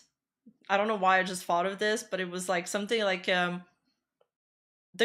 one of the girl was asking so many questions about like this new invention they did, and then the other girls are like, don't say that too loud. Like, if you just ask the guys like a question about their hobbies, they're gonna start talking for hours. And then like all the guys are like, oh, you want to take a tour out of the boat I constructed? Oh, you want to see this new lab I made? It was really funny. It's kind of like you guys with your gunpla hobby.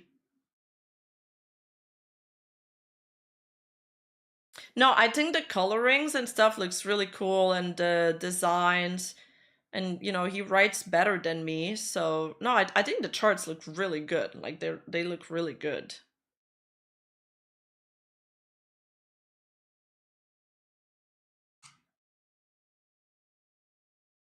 status as well. It happens across from men to women and from women to women and from men to men. I also have this girl saying the typical, you're gonna make someone so happy to this guy, which is, it's another way that women use this kind of appearance of everything nice on the surface when what she really means is, you're not what I'm looking for. Oh, and of course, we have the accusation. Whether or not they're true, those can cause a lot of damage to men's lives. I've seen that happen. A few years ago, we had that whole thing where they said you were not even allowed to ask about them. And again, these are just examples to help you understand the overall strategy, which is to keep your real feelings and intentions quiet and play nice out in the open. Men have a hard time understanding this because men will just say things like this out in the open. This guy's trying to be as cool.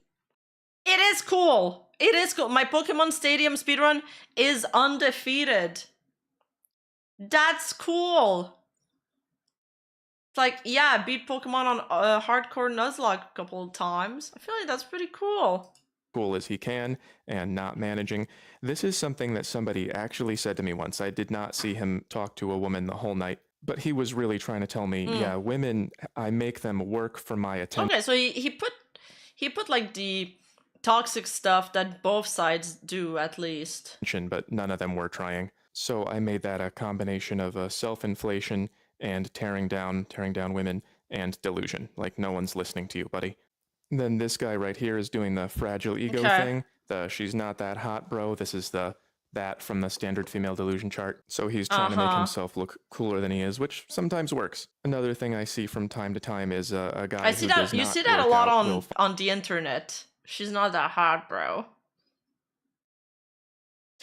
True. Why is the women are like peasants to me higher than Pokemon speedrun? Hello? This chart is wrong. Just because of that. Find a guy who does and say, well, you must be a bad person. If you spend all your time in the gym, you must not be smart or something. That's the typical example of tearing down right out in the open. And here's a guy stating, I'm powerful, I know powerful people. If we get into some kind of a conflict, the cops are gonna be mad. My dad knows a congressman. My dad knows somebody that works at Nintendo. Stop it. At you and not me. That would be a self-inflation. And then, of course, we have the top guy bragging about how I have all this status because I'm so awesome and you don't because you're not. So as you can see, men focus pretty directly on who is higher and who is lower, and they just have open contests out in the open. And they're not very conscious of this game that women play of keeping their problems with each other quiet. So I'm a 10, you're a 10, we're all 10s. It can mean many different things depending on the context. It could mean this is my friend, she's with me. It could mean everybody knows you don't have any pull around here. It could mean I can't believe I have to deal with these people. It does not always just mean I'm deluded because I have too many matches on my phone. So one of the things that I'm trying to show, the main thing I'm trying to show with this chart is that when you hear things that are not true being said by a group of people, usually starts with women, but men cooperate sometimes. When you hear them say something like that, it's like, well, this is not reality. Men will often say, that isn't true, and they'll be logical about it, but that's not the point. The point is, are we all on the same page? Because if we're all working together and creating this sense of unity and equality, then it doesn't matter what's going on behind the scenes. We all have a better negotiating position to shape reality the way that we want. So you shouldn't be asking, is this true or not, when that starts to happen. You should be asking, what are you trying to get away with that you don't want to say out loud? Watch the clip again. Scale of 1 to 10. So let's do that. 10. Go ahead. 10. A fat 10. Billy Ray. I feel like I'm a 6.7. Dude, why the you ever say something like that? Physically or over? So when you hear people start to say things that are obviously not true, don't use logic. Just ask yourself, what's really going on here? That's it? That's it? If somebody's saying to somebody that they find them pretty, in the back of their head, they have some negative thoughts about them. They're like, damn, they're ugly. Okay.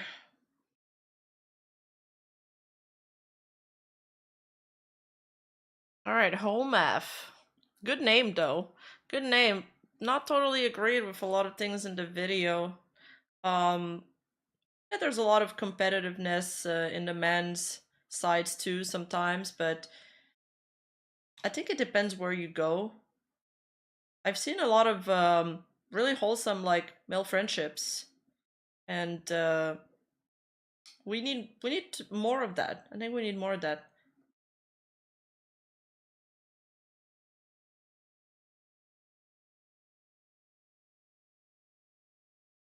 And I kind of wanted to see more of that, of those videos with women. And also, I don't know, the women they invite on these podcasts are like only fangirls.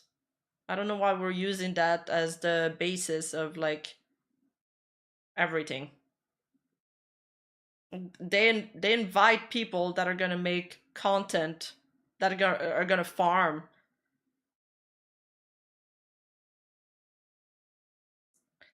Yeah, I wanted to hear more explaining. More explainings also on the arrows and graphs. Yeah, it's funny content, exactly.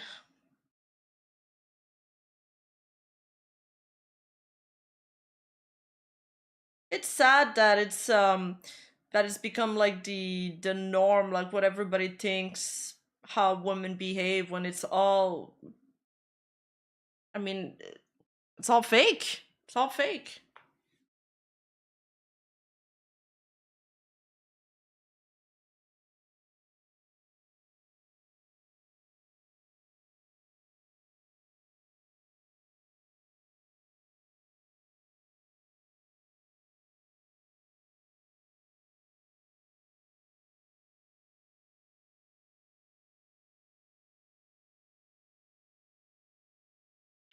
All right, interesting video next. Lord of Ducks 99.99. What games are like for someone who doesn't play games? Video by Rasputin. Last year, the lady I live with, also known as my wife, asked if she could try out one of the games I've been playing. She described it as the one with the cute little ghost guy, and after scrolling through my entire library, I realized she was talking about Hollow Knight. Given the fact that her experience with video games at that point consisted of the occasional race in Mario Kart and a smattering of Crash Bandicoot levels from when she was a kid, I knew with fair confidence that her playing Hollow Knight would go terribly. So obviously I booted it up and set her into the world of Hallow Nest. As she played, every moment, regardless of how seemingly insignificant, had a strange sort of intensity to it. For example, in the tutorial there are a set of platforms that the player needs to jump across. The only penalty for falling is a little bit of time, and on my first playthrough I breezed past it and immediately forgot about it. For her, it was intense beyond belief. She wasn't sure what the penalty for falling would be, and she didn't have a full grasp on how to adjust her jump height and distance. Each successful jump felt like a triumph, and after landing, she'd look out at the next platform, searching for the nerve to jump again. Watching her work through this early section and seeing the different ways that she viewed the game got me thinking a lot about the language of video games, and just how much a person's level of video game literacy affects their experience with any given title. I can't really think of a time in my life where I wasn't interested in games, and because of that, there are certain aspects about them that are almost instinctual to me now. That and game that's is because so a lot of good. games use the same ideas and vocabulary in order to get information across to players as quickly as possible. It's why the color red is almost always associated with health, why the A button or its equivalent is typically the command to jump, and why platformers more often than not have players moving. I feel like if you don't play a lot of games, you're probably just gonna die a lot. I feel like I probably die a lot. Right. At this point, I've played enough games where after 5 minutes of trying a new one, I almost always know what to expect, no matter the kind of game. But that inherent understanding of how games work and what to expect from them doesn't exist for the lady I live with because she hasn't spent the time learning those things. And this made me wonder, how do people learn the basics of video games? So I decided to run an informal experiment where I'd have her play a handful of titles and see how she approached figuring each one of them out in the hopes of getting a better understanding of how people learn the language of video games. In an effort to not influence how she approached any given title, I didn't give her any advice or instructions. I just watched, silently judging. I had her play through the early sections of 9 games: Super Mario Bros., Shovel Knight, Celeste, Portal, Doom, Skyrim, The Last of Us, Uncharted 2, and so that I could really test the strength of our marriage, Dark Souls. I picked these titles because A, I felt there would be a solid sampling of 3 major types of games. You made her play Dark Souls? 3D platformers and first-person shooters / adventures, while also offering a diverse spread of genres and gameplay mechanics, and B, I like them. So this is how it went.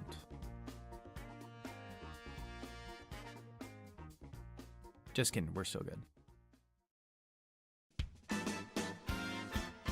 With each game, I noticed that there were a vast amount of seemingly basic functions and mechanics that she either didn't fully grasp or know existed. This first came up with Mario 1-1. She figured out the jump easily enough, but never realized that's she had the so ability to old. dash, making her time with the level painfully hard to watch. There are no in-game instructions on how to dash or do anything else really, so players will only learn about it if they read the instruction manual, figure it out through experimentation, or have another person tell them how it works. As she didn't even know it was something she could do, she never figured it out. For me, it has become second nature to try to sprint in games, whether or not I know it's an option. I just assume it will be and guess the command will probably be the B button or its equivalent. But I only make that assumption because of years of being conditioned to make it. Figuring out the controls for all of the games, whether they were explicitly explained or implicitly taught through level design, was a challenge for her. Part of this stems from her not being all that comfortable with a controller. Anytime a game asked for her to press a certain button, she'd look down at the controller and search for it. One of the most memorable instances of this came up while playing The Last of Us. Early on, there's a prompt on the screen to press L3, which she couldn't find on the controller as there is no button labeled L3. She noticed it was shaped like a circle, so she guessed it might be one of the joysticks. However, she didn't know that it meant to press down on it, so she just sort of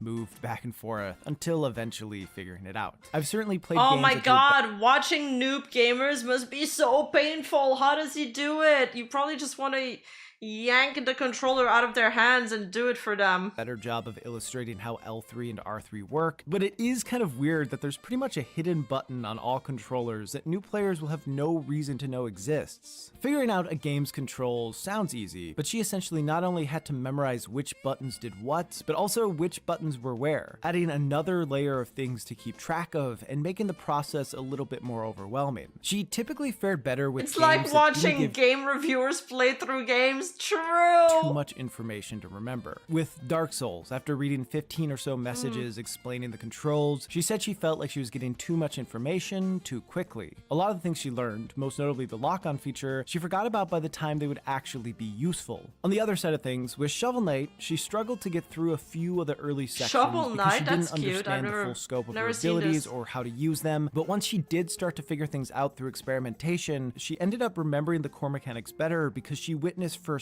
how useful they could be. So for her at least, giving a memorable use of a mechanic made it stick in her mind a lot clearer. Most of the games I had her play were with a controller, but I did want her to have some experience with mouse and keyboard, so I had her try a few games with a first-person perspective. I thought Portal would be the best place to start as it doesn't call for quick reflexes and it gives players time to figure things out. Using the No, I never played Shovel Knight, no. I don't know why, but sometimes teaching new gamers is pretty fun, but it's painful to see them forget most of the time. I would overwhelm them with information. I'd be like, this is how you should do this move to cancel the animation. I'd be like so try hard and then they'd hate me. Keyboard actually proved to be easier for her than the controller as she uses a keyboard every day and knows where everything is. However, if you've been paying attention to the footage, you've probably noticed that she isn't looking around at all. And that's because she didn't realize she was supposed to use the mouse.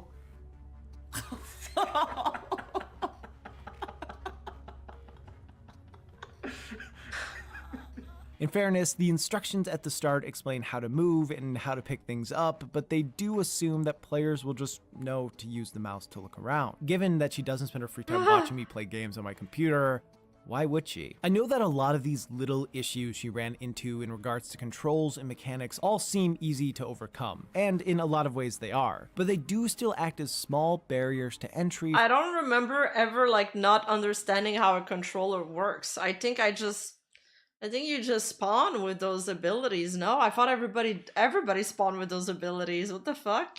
for new players. Even when games have detailed explanations for things, it can sometimes be information overload, and it isn't uncommon for people to skip over explanations accidentally or on purpose because they don't feel like reading a bunch of stuff when they just want to beat the shit out of something. A lot of titles seem to assume that players will have at least some familiarity with controls, so some of the more simple explanations are kind of just left out. And I think the way most people end up learning these... I find it interesting that you call whole mass graphs cringe at first, but later admit you liked how they aligned dogs to behavior in both genders. I said at least. I didn't say I liked it. I say at least he highlighted both toxic behaviors in both genders. I was trying to, you know, give it some compliments because I'm reacting to their content. Basic things that they won't figure out without So searching I on highlighted their good own and bad. is through other people. For example, back to Mario. I don't remember how I learned to sprint in the game, but as I know I would not have read the instruction manual, there's a pretty decent chance he that my looks brother told way me how more to do normal one now. I was like, damn, he's so small. So small. And I wouldn't be surprised if one of his friends had told him, and so on and so on. Also, the only reason I understand half the things I do in Dark Souls is because I've scoured wikis and message boards on how to get good. Video games are best when they are a communal experience, and a big part of that stems from the sharing of knowledge. Obviously, Wait, I grew up with an Atari joystick, so those skills didn't transfer as well? What did the Atari joysticks look like? someone being a backseat gamer can get annoying if they explain how to do everything, but getting assistance when it's needed most can make a game far more enjoyable. It bridges the gap between what games expect players to already know and what they actually do know. Most of the frustration that the lady I live with had while playing boiled down to not being able to figure things out that she didn't know existed, which is something that would have been solved had I not just been a silent observer. Given that I was, though, she found herself continuing to have problems, and one of those is summed up best by her most frequently asked question: when it came to the 2D platformers, navigating wasn't especially difficult for her. Because the options were limited, it was pretty easy for her to figure out that she needed to Look go at right him! His cap is so small, like his head is so flat. and sometimes up. It was Celeste one and joystick Shovel and Knight one do have a button? few Wow. optional rooms players can go in, but for the most part, whenever she entered one, she could tell it wasn't the path she wanted to take. Although Shovel Knight does have a side room in the tutorial that heads to the right and seems like the main path despite not being it, and there was a fair amount of disappointment as she realized she did all that work for nothing. Are you fucking kidding me? However, for all the 3D games, navigating proved far more difficult. She spent a lot of time wrestling with the camera in third-person games, and she wasn't all that great at moving and looking around at the same time in first-person ones. Due to her not rotating the camera around a ton, she didn't always get a great sense of her surroundings, so she struggled with That's figuring out so where she cute, people who play like that.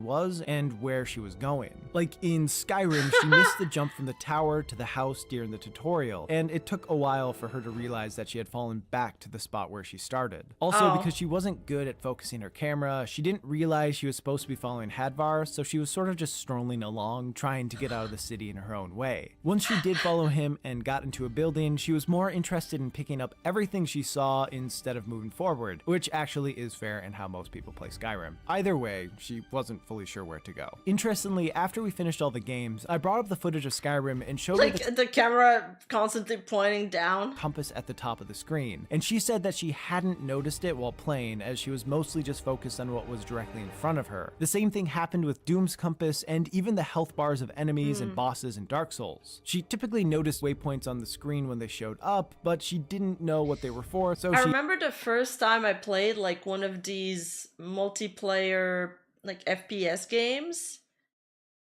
I was so I think it was Destiny. I was so confused about I was like, wait, you can't pause the game? Like a game that you couldn't pause was inconceivable for me. Like I had never played a game online basically. often ignored them. Players are hit with a lot of information when they play games, and for ones who aren't all that comfortable with the basics, a lot of that information's pushed to the side, acting as another barrier for entry. Another thing that confused her was when progression in a level wasn't entirely linear. Like with Dark Souls, she got confused when the level looped back around on itself, and she made the assumption that she had messed up and gone the wrong way. Most of the games she had played before Dark Souls had typical progression, so finding herself back near where she started felt odd. Even the 3D games that seemed like they might be more straightforward had a few things that ended up being confusing for her. For example, Lamau, my mom didn't understand that fact either. What are you trying to say here? Are you calling me a hag? 2, what a player can climb is indicated by being colored yellow, but that wasn't obvious to her, so she constantly tried to climb things that just looked like they could be climbed. And then she questioned why she had to take the longer, more roundabout path when there were perfectly good handholds right above her. A similar issue with signaling happened with The Last of Us as well. There's a part where the player has to run through a city to escape, and a gas station explodes, causing street lamps and other things to block the road ahead. My wife noticed a little gap on the sidewalk that was untouched by fire, so she kept trying to run through that to get out, but every time she did, the infected came and killed her. This made her think that the issue wasn't with it being the wrong way to go, but rather with her not being fast enough, so she kept trying that same path over and over before finally finding the right way. With game design, there's often a battle between having a level look realistic and making it easy to navigate. In this example, Naughty Dog tried to make the city feel more natural by not having every path. Oh, I thought it was Remadillo, but it's Armadillo. While never more mind. experienced players will most likely see the explosion and assume they should go a different way, the game falls short on helping players who don't understand what they're supposed to do. By having the signal be the explosion, but the consequence being an attack by the infected, she learned the wrong lesson. Dude, that game seems stressful. I could not play that. that. Sort of thing ended up happening to her a fair amount throughout the process, even with things that had nothing to do with navigation. Sometimes she just interpreted the information the game was giving her in the wrong way, and she found herself learning the wrong lessons? The idea that some games teach players how to play simply through gameplay and level design is a pretty No, common I never played The talking Last point of in Us. the video game community. I'm a firm believer that a lot of games do this, and watching her play reaffirmed that thought. For example, in Doom, her initial instinct was to stay as far away from enemies as possible, because she didn't feel all that comfortable with the controls of a first-person shooter. However, once she came across enemies who threw fireballs at her from a distance that did way more damage than anything she could do from that same range, she started to realize that her best bet was to get close to enemies and either beat the crap out of them or use the shotgun. Ultimately, Doom is meant to be played this way. The glory kill system and the handful of weapons that are powerful at close range are included to push a fast-paced, action-packed fighting style. And having one of the first rooms be extremely difficult to beat without playing this way sets the expectation for the rest of the game. It took her a fair bit of banging her head against the wall to get past this room, but once she did, she was better at the core mechanics of the game than when she started. With that said, what I found even more interesting than when she learned the right lessons of how to play a game through gameplay was when she learned the wrong ones. The first instance of this that I noticed happened while playing Mario 1-1. At the beginning of the level, there's a question mark box with a mushroom in it. She had some familiarity with the Mario franchise, so she knew that mushrooms were good to get. However, after hitting the box, she jumped into a different block, causing the mushroom to change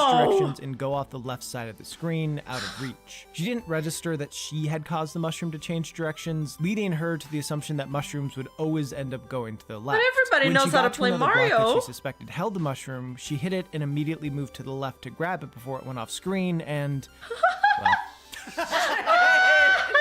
This was a far less intrusive lesson to get wrong than the ones that came up while she played Celeste and Shovel Knight. The tutorial of Celeste is a pretty simple stage that ends with the player learning how to dash, which is arguably the most important and useful mechanic in the game. The lady I live with interpreted the prompt to mean that the only way to dash was by doing it at an upward angle, pretty much crippling her ability to do screens effectively until after 15 minutes or so when she accidentally dashed horizontally. You guys never played Mario? Not even like the other Mario games, like the new ones?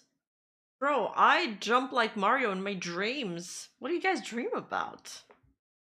And realized her moveset was wider than she had thought. With Shovel Knight, early on, she died from hitting this bubble. A bag of gold popped out and hovered near it. On her next time through, she jumped on the bubble and the bag at the same time and assumed that both things had damaged her, causing her to think that the bags of gold were an enemy of some sort. So when she came across them after that, she would either try to attack them or actively avoid them. As she wasn't paying terribly close attention to the HUD, she never realized what they actually did. I'm not saying that these things are the faults of the game developers, but it is interesting how easily information on screen can be misunderstood. These sort of things can happen to players of all skill levels, but given her lack of experience, she didn't have much else to go on to challenge the lessons she thought she had learned. I found the disconnect between how she thought games worked and how they actually work to be pretty intriguing. And as I focused more on those differences, I started to notice a sort of trend with every title she played. That being When most people talk about what any video game is like, there's often a greater focus on the general actions players can do rather than the limitations that make it possible for the game to function. For example, Mass Effect could be described as a role-playing game where, among other things, players get the opportunity to talk to and form relationships with various characters across the universe. People who play a lot of games will most likely go in understanding that this actually means players will be able to form relationships with a predetermined cast of characters by choosing responses from a set of limited dialogue options. As it turns out, this formula makes for a really great series, but there is a gap between what a game sounds. Guys, I wish I ordered a Japanese food now. I'm so hungry. But I just looked at my phone and the restaurant's closed now. Like in what it actually looks like. And I think for people who don't end up playing a lot of games but have to suffer through listening to their friends or partners talk about them, they get a warped perception about what players can do in a title because they don't understand or know the systems that games use in order to give these grand sounding experiences. Where I know to apply a sort of video game logic to any title I play, the lady I live with was always trying to apply real world logic. Like in the Doom tutorial, there's a gore nest that the player needs to destroy. A waypoint marker shows up on it, which when I first played, I knew meant I needed to go up to it and most likely hit a button prompt. When my wife played, she didn't know what the marker meant, so her initial instinct wasn't to walk right up to it. Instead, she noticed while messing around that the red barrels exploded, so she had the idea to try to push one of the barrels towards the nest to blow it up. And this is objectively more interesting than just pressing a button to destroy it. But of course, it didn't work. Throughout the various games, a pretty common question she asked was, why can't I do it this way? And my response was, because. The deeper answer is that limitations exist in games because there are only so many potential inputs a title can have, meaning there are a finite number of ways a player can interact with things. If developers tried to program in every possible way a player might think about interacting with something, games would just never come out. I'm used to these limitations. I actually appreciate them in a lot of instances. However, for her, she got frustrated when the ideas she came up with didn't work. Like while scaling the train in Uncharted 2, she reached a point where she wanted to swing from a pipe and through a window. So when she realized she had to take the predetermined path that didn't take much more than pressing left, she felt disappointed because, yeah, her idea was cooler. In Skyrim, as Alduin began attacking the city, she found a spot in a house and figured she'd just wait it out until he left. But due to the scripted nature of this part of the game, that plan didn't work, forcing her to follow the path the game wanted. I'm just gonna wait it out when you're the main character, like the hero that's supposed to save the village from the dragon and shit. Her to follow. In turn, this took away all the tension of this section because she knew she could take as long as she wanted and nothing bad would happen. Hiding in a house isn't that fun of a way to play a game, but her not being able to made it feel like she lost some agency. Her expectations for what she thought she could do in each game were always different than the reality, and I think as she realized that games were more simple than she had first assumed, some of the intrigue about them faded. She thought it'd be like a multi-scenario, open-ended kind of thing. Create your own story. Yeah. For the lady I live with, it would take so much time for them to have all of these options open. The thing she hated more than anything else about this experiment was having to replay sections of a level over and over again after dying. Had I not told her to keep trying on a handful of the games, she would have stopped far sooner because it was understandably frustrating. With that said, when she did stick with games that frustrated her and ended up beating the parts that she struggled with, she found it exhilarating. I think this trade-off of dealing with frustration so that the excitement of beating something is all that much sweeter is one that people who play a lot of games not only understand, but look for. However, trying to pitch that she should spend her free time doing something that actively frustrates her so that the few moments where she succeeds feel glorious is a bit of a tough look. This little test has me questioning how I became interested in video games in the first place. I don't remember how they became such a big part of my life. I don't know how I got to the point where I could look at a compass at the top of a screen and know what to expect from every marker without looking them up. I don't know how I first learned about stamina bars and the various ways to make sure I don't run out of energy.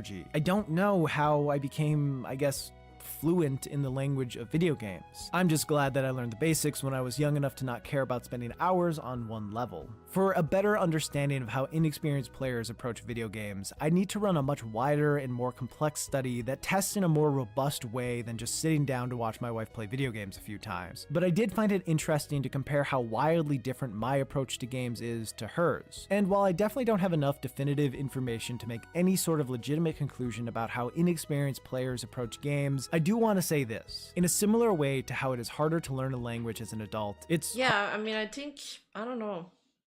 People who don't play games, they'll like RPGs and good stories, I think. Harder to get into video games after a lifetime of not playing them. And from what I've seen, that seems to have less to do with interest and more to do with struggling to get over the barriers that exist for new players. Like, if you don't know how to read, why would you pick up a book? What I'm getting at is if someone you know who doesn't play games expresses interest in trying one, don't force them to be in an experiment where you give no guidance and mostly just watch them struggle with something that they never learned how to do. Teach them how to read it instead. So you want to pick that up, and now you have a very not annoying at all item. That if you hit, yeah, that's it. Oh, they're actually kind of cute together. Fucking get it. You can use that to like wake things up and to break stuff. Ooh. That game looks cute. You should just take that snippet. Don't put that in the video at the end. She says, don't put that in the video at the end, and it's in the video.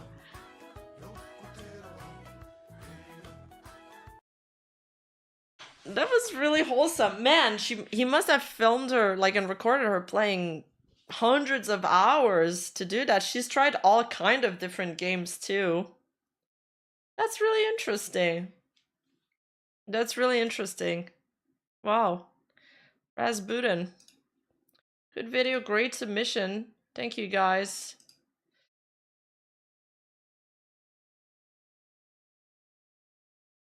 Alright, I'm gonna go make my scrambled eggs, I guess.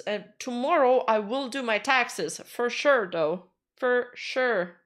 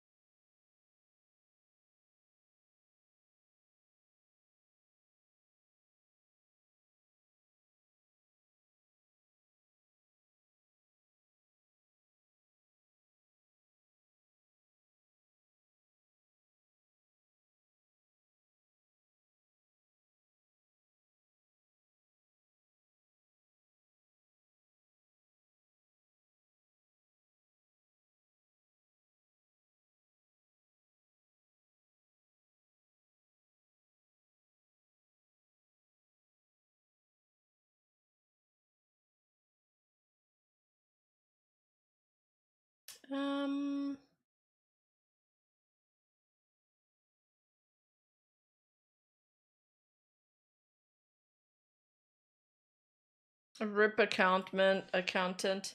Yeah, I'm done for tonight. It's been a good 4-hour stream. It's getting late here too, but thank you for hanging out with me. Wait, why did everybody type X in chat? You guys have no faith. You guys have no faith. You're like the opposite of anime characters. You're supposed to be like, you know, like when the anime protag turns to the team and he's like, I got it from here. And then all of their friends are like, yay, we believe in you.